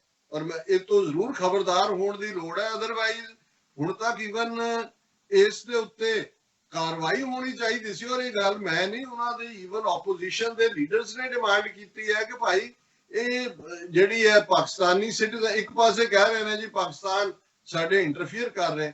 ਸੋ ਜਾਂ ਤਾਂ ਇਸ ਸਾਰੇ ਨੂੰ, ਔਰ ਹੁਣ ਤਾਂ ਇਹਦਾ ਮਤਲਬ ਇਹ ਹੈ ਕਿ ਦਿਨਕਰ ਗੁਪਤੇ ਨੂੰ ਵੀ DGP ਉਹਨੇ ਬਣਾਇਆ, ਤੇ ਉਹਨੂੰ ਜਿਹੜੀ ਹੁਣ ਵਿਨੀ ਮਹਾਜਨ ਵੀ ਚੀਫ ਸੈਕਟਰੀ ਲੱਗ ਗਈ, ਤੇ ਇਹ ਸਾਰਾ ਮੁੜ ਕੇ ਇਹੀ ਸਾਹਮਣੇ ਆਏ ਕਿ ਭਾਈ ਇਹ ਅਰੂਸਾ ਆਲਮ ਮੇਨ ਹੈ ਹੀ ਅਜੀਤ ਡੋਵਲ ਦੀ ਜਿਹੜੀ ਮੇਨ ਸਪਾਈ ਸੀ, ਦੂਜੇ ਪਾਸੇ ਵੀ ਪਾਕਿਸਤਾਨ ਦੇ ਹੈ ਹੀ ਇਹ ਸੀ। ਔਰ ਇਹਦਾ ਪਿਛੋਕੜ ਵੀ ਜਿਹੜਾ ਹੈ ਉਹ ਕਾਫੀ ਸ਼ੱਕ ਦੇ ਦਾਇਰੇ 'ਚ ਹੈ। ਇਹਦੀ ਮਾਂ ਦੇ ਵੇਲੇ ਤੋਂ ਹੀ ਮੈਂ ਉਸ ਵੇਰਵੇ 'ਚ ਨਹੀਂ ਜਾਣਾ ਚਾਹੁੰਦਾ, ਕਿਉਂਕਿ ਉਹ ਫਿਰ ਇੱਕ ਹੋਰ ਕਿਸਮ ਦਾ ਬਹੁਤ ਸਾਰਿਆਂ ਨੂੰ ਉਹਦੇ 'ਚ ਲੱਗਦਾ ਹੈ, ਔਰ ਹੋਣਾ ਵੀ ਨਹੀਂ ਚਾਹੀਦਾ। ਪਰ ਅਸੀਂ ਇਹ ਕਹਿਣਾ ਚਾਹੁੰਦੇ ਹਾਂ ਕਿ ਭਾਈ ਪੰਜਾਬ 'ਚ ਜਿਹੜੀ ਮਰਜ਼ੀ ਹੋਰ ਪੋਲੀਟੀਕਲ ਪਾਰਟੀ ਬਣਾ ਲਓ, ਤੁਸੀਂ ਕਹੋ ਜੀ ਕਿ ਉਹਦੇ ਰਾਹੀਂ ਅਸੀਂ ਪਾਵਰ ਕੈਪਚਰ ਕਰਾਂਗੇ, ਇਹ ਨਹੀਂ ਹੋਣਾ। ਹੁਣ ਸਾਨੂੰ ਖੁੱਲ ਕੇ ਪੰਜਾਬ ਦੀ ਮੁਕੰਮਲ ਆਜ਼ਾਦੀ, ਇੰਡੀਪੈਂਡੈਂਟ ਸੋਵਰਨ ਖਾਲਿਸਤਾਨ ਦਰਿਆਏ ਜਮਨਾ ਤੋਂ ਵਾਘਾ ਤੱਕ, ਇਹ ਸਾਡਾ ਏਜੰਡਾ ਹੋਣਾ ਚਾਹੀਦਾ ਹੈ ਔਰ ਇਸ ਦੇ ਲਈ ਹੀ ਸਾਨੂੰ ਕੰਮ ਕਰਨਾ ਚਾਹੀਦਾ। ਜੀ ਡਾਕਟਰ ਸਾਹਿਬ ਤੁਹਾਡਾ ਬਹੁਤ ਬਹੁਤ ਸ਼ੁਕਰੀਆ। ਸੋ ਇੱਥੇ ਲੈਣਾ ਬ੍ਰੇਕ। ਵਿਊਅਰਸ ਤੁਸੀਂ ਕਿਤੇ ਨਹੀਂ ਜਾਣਾ, ਮਿਲਦੇ हैं after this short break.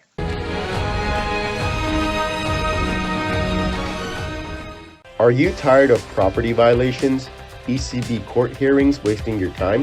AM Expediting Drafting and Design is the solution for your problems.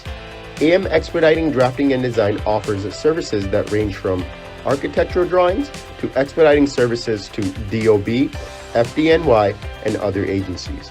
Or visit their location at 116-15 Myrtle Avenue in Richmond Hill. Call AM Expediting Drafting and Design now at 718-725-0059.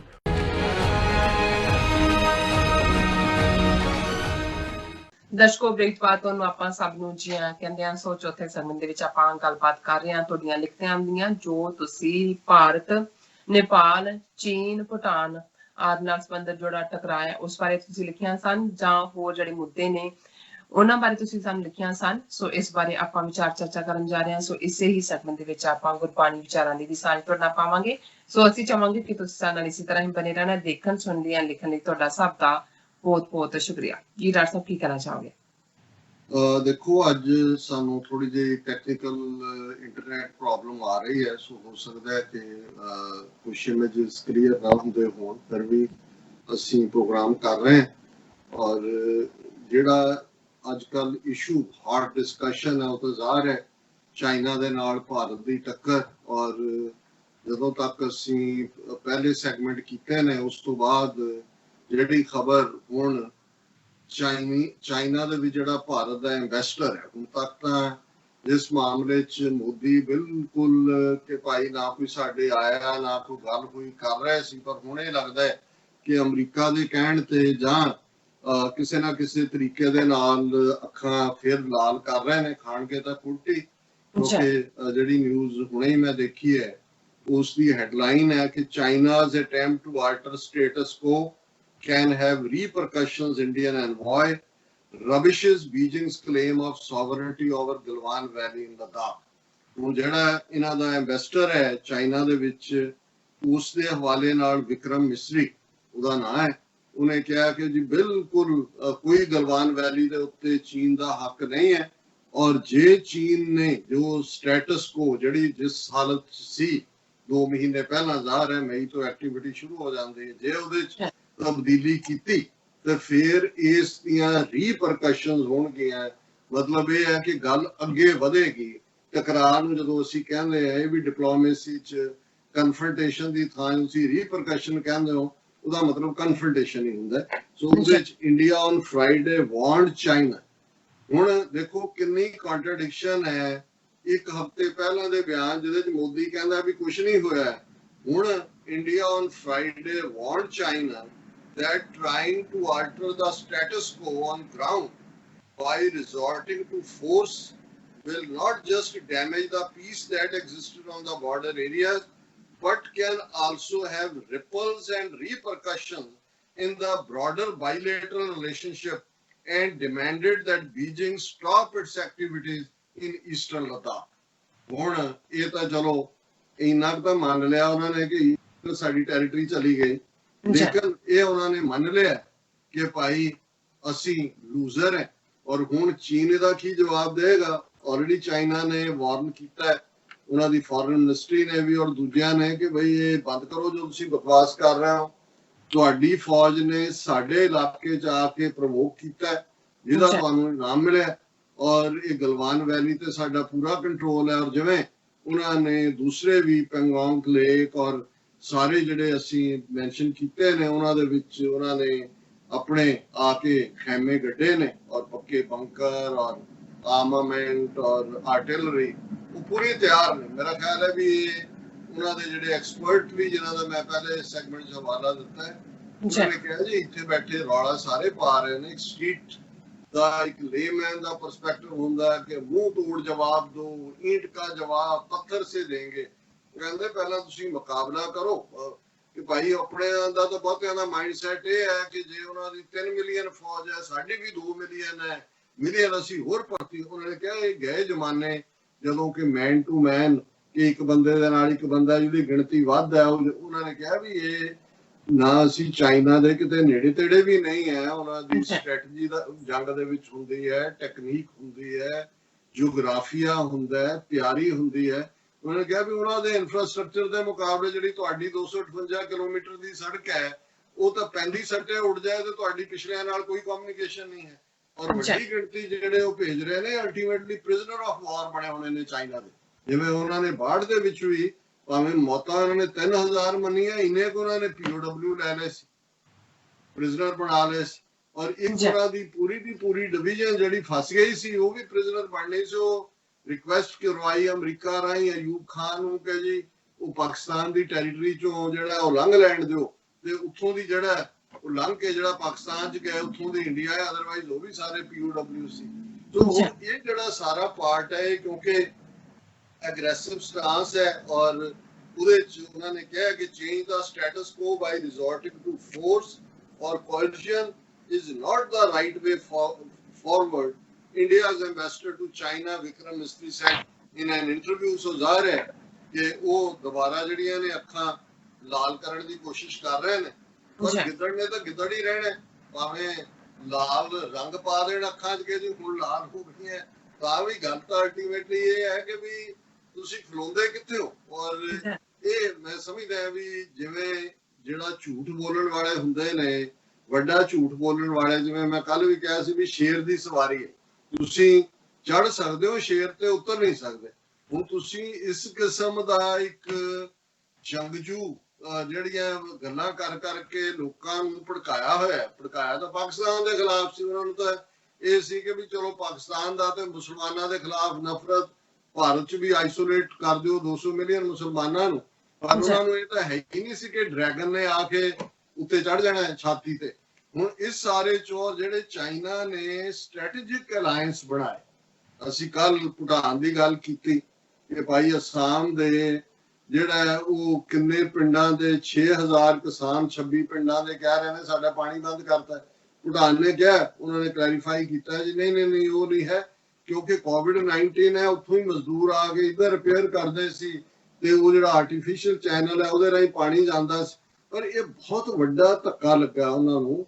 ਇਹ ਭੂਟਾਨ ਜਿਹਨੂੰ UN ਦਾ member ਬਣਾਉਣ ਦੇ ਲਈ ਅਸੀਂ extra mile ਗਏ, land locked ਹੈ, ਛੋਟਾ ਜਿਹਾ ਉਹ ਏਰੀਆ, ਉਹ ਵੀ ਅੱਖਾਂ ਦਿਖਾ ਰਿਹਾ। ਨੇਪਾਲ ਦਾ ਤਾਂ ਸਾਹਮਣੇ ਹੈ, ਨੇਪਾਲ ਨੇ ਤਾਂ ਇਹ ਵੀ ਉਹਨਾਂ ਨੇ ਕਿਹਾ ਝੂਠਾ ਪ੍ਰਚਾਰ ਮਤ ਕਰੋ ਕਿ ਚੀਨ ਦੇ ਨਾਲ ਸਾਡਾ ਕੋਈ ਟਕਰਾਅ ਚੱਲ ਰਿਹਾ। ਪਰ ਜਿਹੜੀ ਇੱਕ ਖਬਰ ਭੂਟਾਨ ਦੇ ਹਵਾਲੇ ਨਾਲ ਇਹਦੇ ਨਾਲ ਲੱਗਦੀ ਆਈ, ਜਿਹਨੇ ਦੱਸ ਦਿੱਤਾ ਹੈ ਕਿ ਭਾਈ ਉਹ ਕੱਲਾ ਪਾਣੀ ਦੇ ਬੰਦ ਕਰਨ ਦਾ ਮਾਮਲਾ ਨਹੀਂ ਸੀ, ਔਰ ਇਹ ਖਬਰ ਹੈ Bhutan ends free entry for Indian tourists। ਜਿਵੇਂ ਅਸੀਂ ਕਿਹਾ ਸੀ ਕਿ ਭੂਟਾਨ ਬਹੁਤ ਖੂਬਸੂਰਤ ਇਲਾਕਾ ਹੈ, ਬਹੁਤ ਸਾਫ਼ ਹਵਾ ਹੈ, ਲੋਕ ਵੀ ਖੁਸ਼ ਨੇ ਔਰ ਬੁੱਧ ਧਰਮ ਨੂੰ ਮੰਨਣ ਵਾਲੇ। ਹੁਣ ਇੱਕ ਗੱਲ ਦਾ ਜਿਹੜਾ ਧਿਆਨ ਰੱਖਣ ਦੀ ਲੋੜ ਹੈ ਵੀ ਨੇਪਾਲ ਤਾਂ ਧਰਮ ਦੇ ਮਾਮਲੇ 'ਚ ਹਿੰਦੂ ਸੀ, ਉਹਨਾਂ ਦੀ ਜ਼ਬਾਨ ਵੀ ਨੇਪਾਲੀ ਦੇ ਉੱਤੇ ਬੰਗਲਾ ਦਾ ਜਾਂ ਸੰਸਕ੍ਰਿਤ ਦਾ ਜਾਂ ਹਿੰਦੀ ਦਾ ਅਸਰ ਹੈ, ਲੇਕਿਨ ਭੂਟਾਨ ਤਾਂ ਬੁੱਧਿਸਟ ਹੈ, ਉਹਨਾਂ ਦੀ ਜ਼ਬਾਨ ਉਹ ਤਾਂ ਰੀਸ ਵਾਈਜ਼ ਵੀ ਔਰ ਜ਼ਬਾਨ ਔਰ ਮਜ਼ਹਬ ਵਾਈਜ਼ ਵੀ ਉਹਨਾਂ ਦਾ ਤਾਂ ਕੋਈ ਸੰਬੰਧ ਨਹੀਂ ਹੈ। ਸੋ ਇਹ ਜਿਹੜਾ ਸਾਰਿਆਂ ਦਾ ਰਿਬੈਲੀਅਨ ਇੱਕ ਕਰਕੇ ਹੋ ਰਿਹਾ ਹੈ, ਉਹਨਾਂ ਨੂੰ ਹਿੰਦੂਤਵਾ ਦਾ ਏਜੰਡਾ ਸਮਝ ਆਉਣਾ ਸ਼ੁਰੂ ਹੋ ਗਿਆ ਕਿ ਵੀ ਜੇ ਇਹਨਾਂ ਨੇ ਉੱਥੇ 200 ਮਿਲੀਅਨ ਮੁਸਲਮਾਨਾਂ ਦਾ ਇਹ ਹਾਲ ਕਰ ਦਿੱਤਾ ਹੈ ਔਰ 30 ਮਿਲੀਅਨ ਸਿੱਖਾਂ ਦਾ ਕੀ ਹਾਲ ਕੀਤਾ, ਤੇ ਅਸੀਂ ਤਾਂ ਛੋਟਾ ਜਿਹਾ ਇਲਾਕਾ, ਸਾਨੂੰ ਤਾਂ ਜਦੋਂ ਮਰਜ਼ੀ ਆ ਕੇ ਓਵਰਰਨ ਕਰਕੇ ਸਾਨੂੰ ਵੀ ਗਊ ਮੂਤਰ ਪਿਆ ਦੇਣਗੇ। ਸੋ ਉਹਨਾਂ ਨੇ ਹੁਣ ਇਹ ਜਿਹੜਾ ਨੈਕਸਟ ਸਟੈਪ ਭੂਟਾਨ ਨੇ ਲਿਆ, ਉਹਨਾਂ ਨੇ ਇਹ ਕਿਹਾ, ਔਰ ਇਹ ਨਵੀਂ ਦਿੱਲੀ ਦੀ ਡੇਟਲਾਈਨ ਨਾਲ ਖਬਰ ਹੈ, ending decades of free entry to Indian tourists visiting Bhutan, the government in Thimphu has decided to levy a daily 1200 rupee $17 fee for regional tourists from India, the Maldives and Bangladesh beginning July 2020। ਉਹ ਬਹੁਤਾ ਵਕਤ ਨਹੀਂ ਪਾਇਆ, ਅੱਜ 26 ਜੂਨ ਹੈ ਤੇ ਉਹਨਾਂ ਨੇ ਕਿਹਾ ਜੀ ਜੁਲਾਈ ਮਹੀਨਾ ਹਫ਼ਤੇ ਬਾਅਦ ਜਿਹੜਾ ਵੀ ਟੂਰਿਸਟ ਤੁਹਾਡੇ ਇੰਡੀਆ ਚੋਂ ਆਏਗਾ, ਬੰਗਲਾਦੇਸ਼ ਚੋਂ ਕਿਹਨੇ ਆਣਾ ਜਾਂ ਮਿਆਂਮਾਰ ਦੇ ਵਿਚਾਰੇ ਕਿੱਥੋਂ ਆਉਂਦੇ ਨੇ, ਇਹ ਭਾਰਤਾਂ ਨੂੰ ਪਰੇ ਉਹਨਾਂ ਨੇ ਦੋ ਦੇਸ਼ ਨਾਲ ਜੋੜਤੇ ਕਿ ਜੀ ਕੱਲ ਨੂੰ ਇਹ ਨਾ ਕਹਿਣ। ਉਹਨਾਂ ਨੇ ਕਿਹਾ ਵੀ ਜਿਹੜਾ ਭਾਰਤ ਤੋਂ ਅੱਗੇ ਕੋਈ ਵੀਜ਼ਾ ਫੀ ਨਹੀਂ ਸੀ ਇੰਟਰਨਲ ਉਹਨਾਂ ਨੂੰ ਟੂਰਿਸਟ ਦੇ ਤੌਰ ਤੇ, ਇਸ ਲਈ ਤੁਰੇ ਵੀ ਹੁੰਦੇ ਸੀ ਕਿ ਵੀ ਉਹ ਇਵੇਂ ਹੀ ਹੈ ਜਿਵੇਂ ਤੁਸੀਂ ਸ੍ਰੀਨਗਰ ਚਲੇ ਗਏ, ਸ਼ਿਮਲਾ ਚਲੇ ਗਏ, ਇਵੇਂ ਹੀ ਜਿਹੜਾ ਤੁਸੀਂ ਭੂਟਾਨ ਚਲੇ ਗਏ। ਸੋ ਉਹਨਾਂ ਨੇ ਕਿਹਾ ਵੀ ਹੁਣ 1200 ਰੁਪਇਆ ਇੰਡੀਅਨ ਫੀ, ਅਮਰੀਕਨ $17 ਫੀ ਜਿਹੜੇ ਇੰਡੀਆ ਤੋਂ ਟੂਰਿਸਟ ਹੋਣਗੇ ਔਰ ਜੁਲਾਈ ਤੋਂ ਲਾਗੂ ਹੈ। The fee called a sustainable development fee is meant to help the government deal with burgeoning numbers of tourist traffic, which it is seeking to regulate through a new tourism policy। ਹਾਲਾ ਉਹਨਾਂ ਨੇ decide ਕੀਤਾ ਹੈ ਵੀ ਇੰਨੇ ਆ ਸਕਦੇ ਨੇ। ਉਹਨਾਂ ਨੇ ਕਿਹਾ ਜੀ ਹੁਣ ਬਹੁਤ ਆ ਰਹੇ ਨੇ, ਸੋ ਅਸੀਂ ਇਹ ਫੀਸ ਰੱਖ ਦਿੱਤੀ ਹੈ ਤਾਂ ਕਿ ਨੰਬਰ ਉਹ ਘਟ ਜਾਣ। ਔਰ ਉਹਨਾਂ ਨੇ tourism levy and exemption bill ਔਰ ਭੂਟਾਨ 2020 ਇਹ ਹੁਣੇ ਹੀ ਬਿੱਲ ਪਾਸ ਕੀਤਾ, ਕਿਉਂਕਿ ਆਜ਼ਾਦ ਮੁਲਕ ਹੈ, UN ਦਾ ਮੈਂਬਰ ਹੈ ਔਰ ਕੋਈ ਵੀ ਫੀ ਲਾਉਣ ਤੋਂ ਪਹਿਲਾਂ ਉਹਨਾਂ ਨੇ ਉਹਨੂੰ ਕਾਨੂੰਨ ਬਣਾਇਆ। ਔਰ ਉਹਨਾਂ ਨੇ ਕਿਹਾ ਕਿ ਵੀ ਜਿਹੜੇ ਫੋਰਨ ਟੂਰਿਸਟ ਨੇ ਬਾਕੀ ਉਹਨਾਂ ਤੋਂ ਅਸੀਂ $65 ਲੈਂਦੇ ਹਾਂ, ਜਿਹਨੇ ਅਮਰੀਕਾ ਕੈਨੇਡਾ ਤੋਂ ਜਾਣਾ, ਤੁਹਾਡੇ ਤੋਂ ਅਸੀਂ $17 ਲਵਾਂਗੇ ਤਾਂ ਕਿ ਇਹਦੇ ਨਾਲ ਜਿਹੜਾ ਹੈ ਸਾਡਾ ਥੋੜੇ ਖਰਚੇ ਵੀ ਪੂਰੇ ਹੋਣ। ਔਰ ਇਸ ਸਾਰੇ ਦੇ ਨਾਲ ਜਿਹੜਾ ਨਾਲ ਦੀ ਨਾਲ ਖਬਰ ਲੱਗੀ ਹੋਈ ਹੈ ਕਿ ਭਾਈ ਜਿਹੜੇ ਟੂਰ ਆਪਰੇਟਰਸ ਅਨਹੈਪੀ ਕਿ ਵੀ ਇਹਦੇ ਨਾਲ ਜਿਹੜੀ ਉੱਥੇ ਉਹਨਾਂ ਦੀ ਟੂਰਿਸਟ ਇੰਡਸਟਰੀ ਵਾਲੇ ਟੂਰ ਆਪਰੇਟਰ ਭੂਟਾਨ ਲੈ ਕੇ ਜਾਂਦੇ ਸੀ, ਉਹ ਜਿਹੜੇ ਨੇ ਬੜੇ ਨਾਖੁਸ਼ ਨੇ ਕਿ ਭਾਈ ਇਹ ਸਾਡੇ ਨਾਲ ਕੀ ਕਰ ਦਿੱਤਾ ਹੈ। ਸੋ ਕੁੱਲ ਮਿਲਾ ਕੇ ਅਸੀਂ ਸਮਝਦੇ ਹਾਂ ਕਿ ਇਹ ਭੂਟਾਨ ਨੇ ਦੂਸਰਾ ਮੈਸੇਜ ਪਹਿਲਾਂ ਪਾਣੀ ਰੋਕ ਕੇ ਅਸਾਮ ਦਾ ਹੁਣ ਇਹ ਵੀ ਦੇ ਦਿੱਤਾ ਔਰ ਦੱਸ ਦਿੱਤਾ ਹੈ ਕਿ ਵੀ ਸਾਡੀ ਫੋਰਨ ਪਾਲਿਸੀ ਔਰ ਇੰਟਰਨਲ ਪਾਲਿਸੀ ਹੁਣ ਤੁਹਾਡੇ ਥੱਲੇ ਨਹੀਂ ਹੈ, ਅਸੀਂ ਇੰਡੀਪੈਂਡੈਂਟਲੀ ਜੋ ਚਾਹਾਂਗੇ ਉਹ ਕਰਾਂਗੇ। ਔਰ ਅਸੀਂ ਜਿਵੇਂ ਕਿ ਕੱਲ ਵੀ ਆਪਣੇ ਕੁਝ ਵਿਊਅਰਸ ਦੀਆਂ ਲਿਖਤਾਂ ਉਹਨਾਂ ਦੇ ਕਮੈਂਟਸ ਡਿਸਕਸ ਕੀਤੇ ਸੀ ਔਰ ਅਸੀਂ ਇਹਨੂੰ ਰੈਗੂਲਰ ਫੀਚਰ ਬਣਾਉਣਾ ਚਾਹੁੰਦੇ ਹਾਂ, ਭਾਵੇਂ ਅਖੀਰਲੇ ਸੈਗਮੈਂਟ 'ਚ ਥੋੜਾ ਕਰਕੇ ਹੀ। ਔਰ ਜਿਵੇਂ ਅਸੀਂ TV 84 ਦੀ ਪਰਫਾਰਮੈਂਸ ਬਾਰੇ ਜਾਂ ਕੀ ਤਬਦੀਲੀਆਂ ਹੋਣ ਇਸ ਦੇ ਉੱਤੇ ਕੀਤਾ ਸੀ ਔਰ ਸਾਡੇ ਬੇਟੀ ਕੁਲਰਾਜ ਕੌਰ ਨੇ ਆਸਟ੍ਰੇਲੀਆ ਤੋਂ ਲਿਖਿਆ। ਉਹਨਾਂ ਨੇ ਕਿਹਾ ਕਿ ਡਾਕਟਰ ਸਾਹਿਬ you are my role model. My father passed away when I was 3 years old, but for the last 7 years, I always wish I am your daughter in real life and aromatic life. So never ever think about of stopping your work. क्योंकि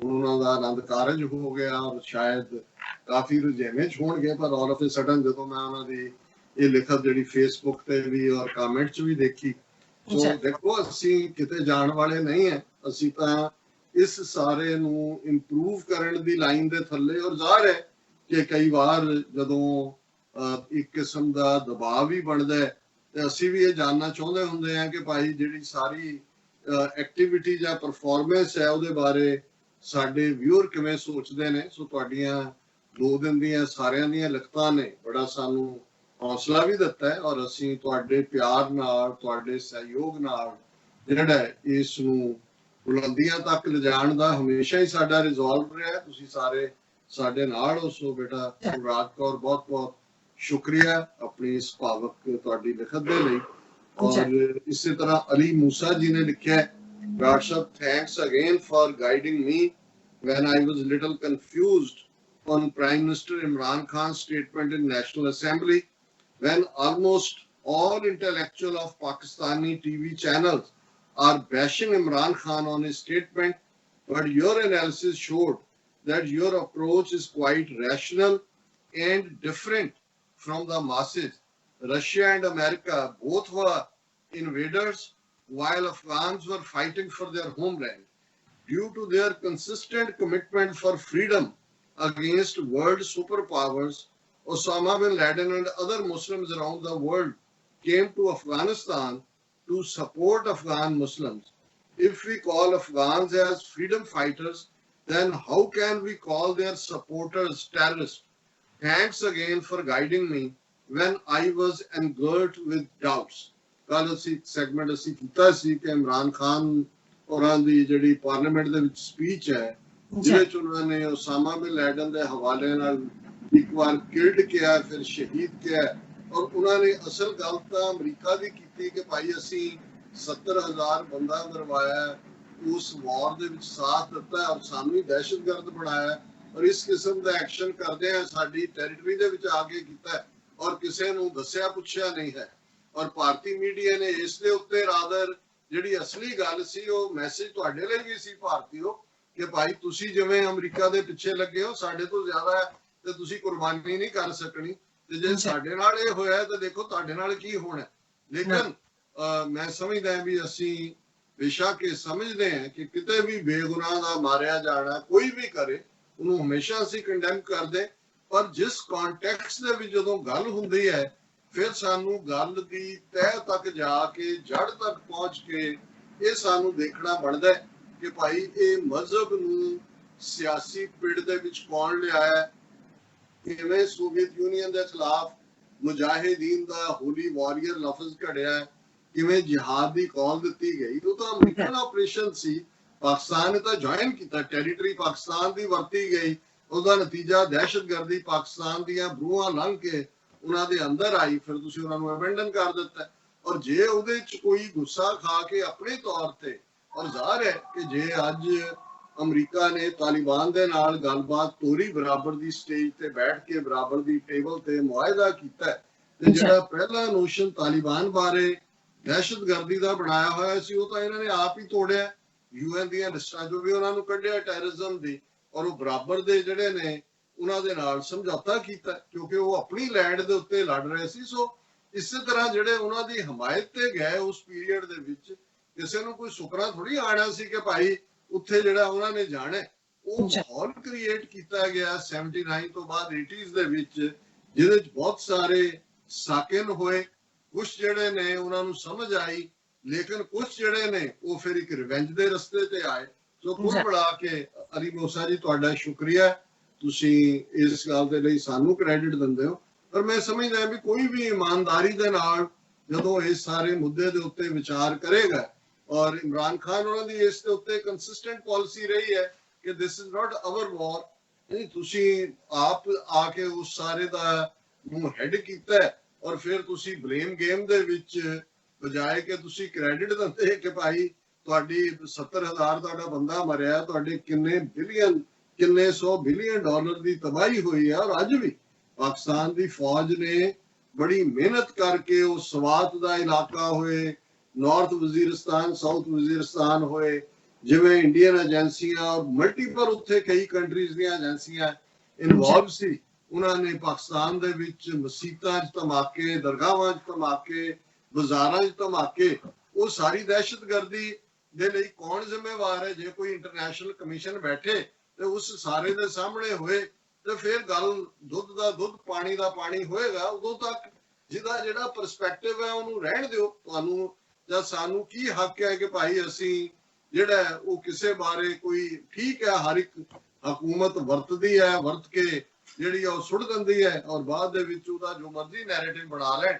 ਔਰ ਮੈਂ ਜਿਹੜਾ ਇਸ ਨੂੰ close ਕਰਨ ਤੋਂ ਪਹਿਲਾਂ ਜਿਵੇਂ ਅਸੀਂ ਸਾਡੇ ਦਰਸ਼ਕਾਂ ਵੱਲੋਂ ਇਹ ਪਸੰਦ ਵੀ ਕੀਤਾ ਜਾਂਦਾ ਹੈ, ਹਾਲਾਂਕਿ ਅਸੀਂ ਪੂਰਾ ਵਕਤ ਨਹੀਂ ਦੇ ਪਾ ਰਹੇ ਇਸ ਰੂਹਾਨੀਅਤ ਦੇ ਸੈਗਮੈਂਟ ਨੂੰ, ਆਉਣ ਵਾਲੇ ਪੀਰੀਅਡ 'ਚ ਅਸੀਂ ਥੋੜਾ ਵਕਤ ਵੀ ਦੇਖਾਂਗੇ ਵੀ ਕਿਵੇਂ ਇਹਨੂੰ ਅਸੀਂ ਐਡਜਸਟ ਕਰਨਾ। ਦੋ ਸ਼ਲੋਕ ਬਾਬਾ ਫਰੀਦ ਗੰਜ ਸ਼ੱਕਰ ਦੇ ਜਿਹੜੇ ਇਸ ਗੱਲ ਵੱਲ ਇਸ਼ਾਰਾ ਕਰਦੇ ਨੇ ਕਿ ਰੱਬ ਨੂੰ ਮਿਲਣ ਤੋਂ ਪਹਿਲਾਂ, ਰੱਬ ਨੂੰ ਮਿਲਣ ਦੀ ਤਾਂਘ, ਰੱਬ ਨੂੰ ਮਿਲਣ ਦੀ ਤੜਫ, ਜਿਸ ਦੇ ਲਈ ਲਫ਼ਜ਼ ਜਿਹੜਾ ਉਹ ਬਿਰਹਾ ਅਸੀਂ ਇਸਤੇਮਾਲ ਕਰਦੇ ਹਾਂ, ਥੋੜੇ ਬਹੁਤ ਫਰਕ ਦੇ ਨਾਲ ਉਰਦੂ ਔਰ ਬਾਕੀ ਜ਼ਬਾਨਾਂ 'ਚ ਵੀ ਇਹ ਹੈ, ਔਰ ਜਿਹੜਾ ਮਿਲਾਪ ਹੈ ਉਹਦੇ ਲਈ ਅਸੀਂ ਪੰਜਾਬੀ 'ਚ ਵਸਲ ਕਹਿੰਦੇ ਔਰ ਉਰਦੂ 'ਚ ਵਿਸਾਲੇ ਯਾਰ ਜਿਹਨੂੰ ਗਾਲਿਬ ਨੇ ਕਿਹਾ, ਉਹ ਵੀ ਮਿਲਾਪ ਦਾ ਨਾਂ ਹੈ। ਔਰ ਬਾਬਾ ਫਰੀਦ ਦੁਨੀਆ ਦੇ ਵਿੱਚ ਅਸੀਂ ਜਿਹੜੇ ਜੀਣ ਵਾਲੇ ਰਹਿਣ ਵਾਲੇ ਲੋਕ ਹੈ ਉਹ ਕਿਵੇਂ ਇੱਕ ਫਿਕਰ ਦੇ ਆਲਮ ਵਿੱਚ ਜਿਉਂਦੇ, ਡੇ ਟੂ ਡੇ ਲਾਈਫ ਸਾਡੀ ਫਿਕਰਾਂ ਦੀ, ਚਿੰਤਾ ਦੀ, ਗਮਾਂ ਦੀ ਜ਼ਿੰਦਗੀ ਹੈ, ਔਰ ਇਸ ਦਾ ਸੋਲੂਸ਼ਨ ਹੱਲ ਰੱਬ ਦੇ ਨਾਲ ਵਸਲ ਹੈ, ਰੱਬ ਦੇ ਨਾਲ ਮਿਲਾਪ ਹੈ।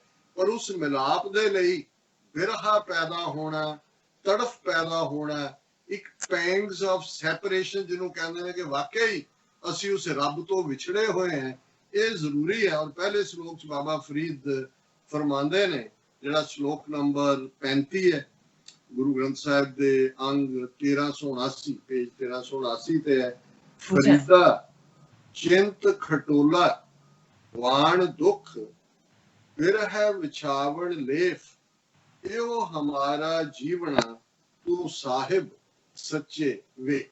ਇਹਦੇ ਵਿੱਚ ਅਲੰਕਾਰ ਇਸਤੇਮਾਲ ਹੋਇਆ ਹੈ, ਇੱਕ ਵਿਛੀ ਹੋਈ ਮੰਜੀ, ਛੋਟੀ ਮੰਜੀ ਜਿਸ ਦੇ ਉੱਤੇ ਤਲਾਈ ਹੈ, ਲੇਫ ਉਹਦੇ ਤੇ ਜਿਹੜਾ ਉਹ ਵਿਛਿਆ ਹੋਇਆ, ਔਰ ਜ਼ਾਹਰ ਹੈ ਮੰਜੀ ਜਿਹੜੀ ਆ ਉਹ ਵਾਣ ਦੀ ਹੁੰਦੀ ਸੀ। ਜਿਹੜਾ ਇਹ ਤਿੰਨੋਂ ਹੀ ਲਫ਼ਜ਼ ਇਸਤੇਮਾਲ ਕਰਕੇ ਬਾਬਾ ਫਰੀਦ ਫਰਮਾਉਂਦੇ ਨੇ ਕਿ ਸਾਡੀ ਜ਼ਿੰਦਗੀ ਇਵੇਂ ਬਣੀ ਹੋਈ ਹੈ, ਫਰੀਦਾ ਚਿੰਤ ਖਟੋਲਾ, ਖਟੋਲਾ ਛੋਟੀ ਮੰਜੀ, ਕਿ ਜਿਵੇਂ ਇਸ ਚਿੰਤਾ ਦੇ ਵਿੱਚ, ਫਿਕਰ ਦੇ ਵਿੱਚ ਸਾਡਾ ਜੀਵਨ ਗੁਜ਼ਰਦਾ ਹੈ, ਜ਼ਿੰਦਗੀ ਗੁਜ਼ਰਦੀ ਹੈ, ਮਾਨੋ ਚਿੰਤਾ ਖਟੋਲਾ ਮੰਜੀ ਹੈ। ਫਰੀਦਾ ਚਿੰਤ ਖਟੋਲਾ, ਖਟੋਲਾ ਵਾਣ ਦੁੱਖ। ਜਦੋਂ ਅਸੀਂ ਚਿੰਤਾ 'ਚ ਜਿਉਂਦੇ ਤੇ ਜਿਹੜੀ ਉਸ ਮੰਜੀ ਦੇ ਲਈ ਵਾਣ ਹੈ, ਜਿਹੜੀ ਉਸ ਮੰਜੀ ਦੀ, ਉਹ ਮਾਨੋ ਸਾਡਾ ਦੁੱਖ ਰੂਪ ਵਾਣ ਹੈ, ਚਿੰਤਾ ਰੂਪੀ ਮੰਜੀ ਹੈ। ਬਿਰਹਾ ਵਿਛਾਵਣ ਲੇਫ, ਤੇ ਜਿਹੜਾ ਲੇਫ ਵਿਛਿਆ ਹੋਇਆ ਹੈ, ਤਲਾਈ ਵਿਛਾਈ ਹੋਈ ਹੈ, ਉਹ ਬਿਰਹਾ ਦੀ ਹੈ, ਪੀੜ ਦੀ ਹੈ।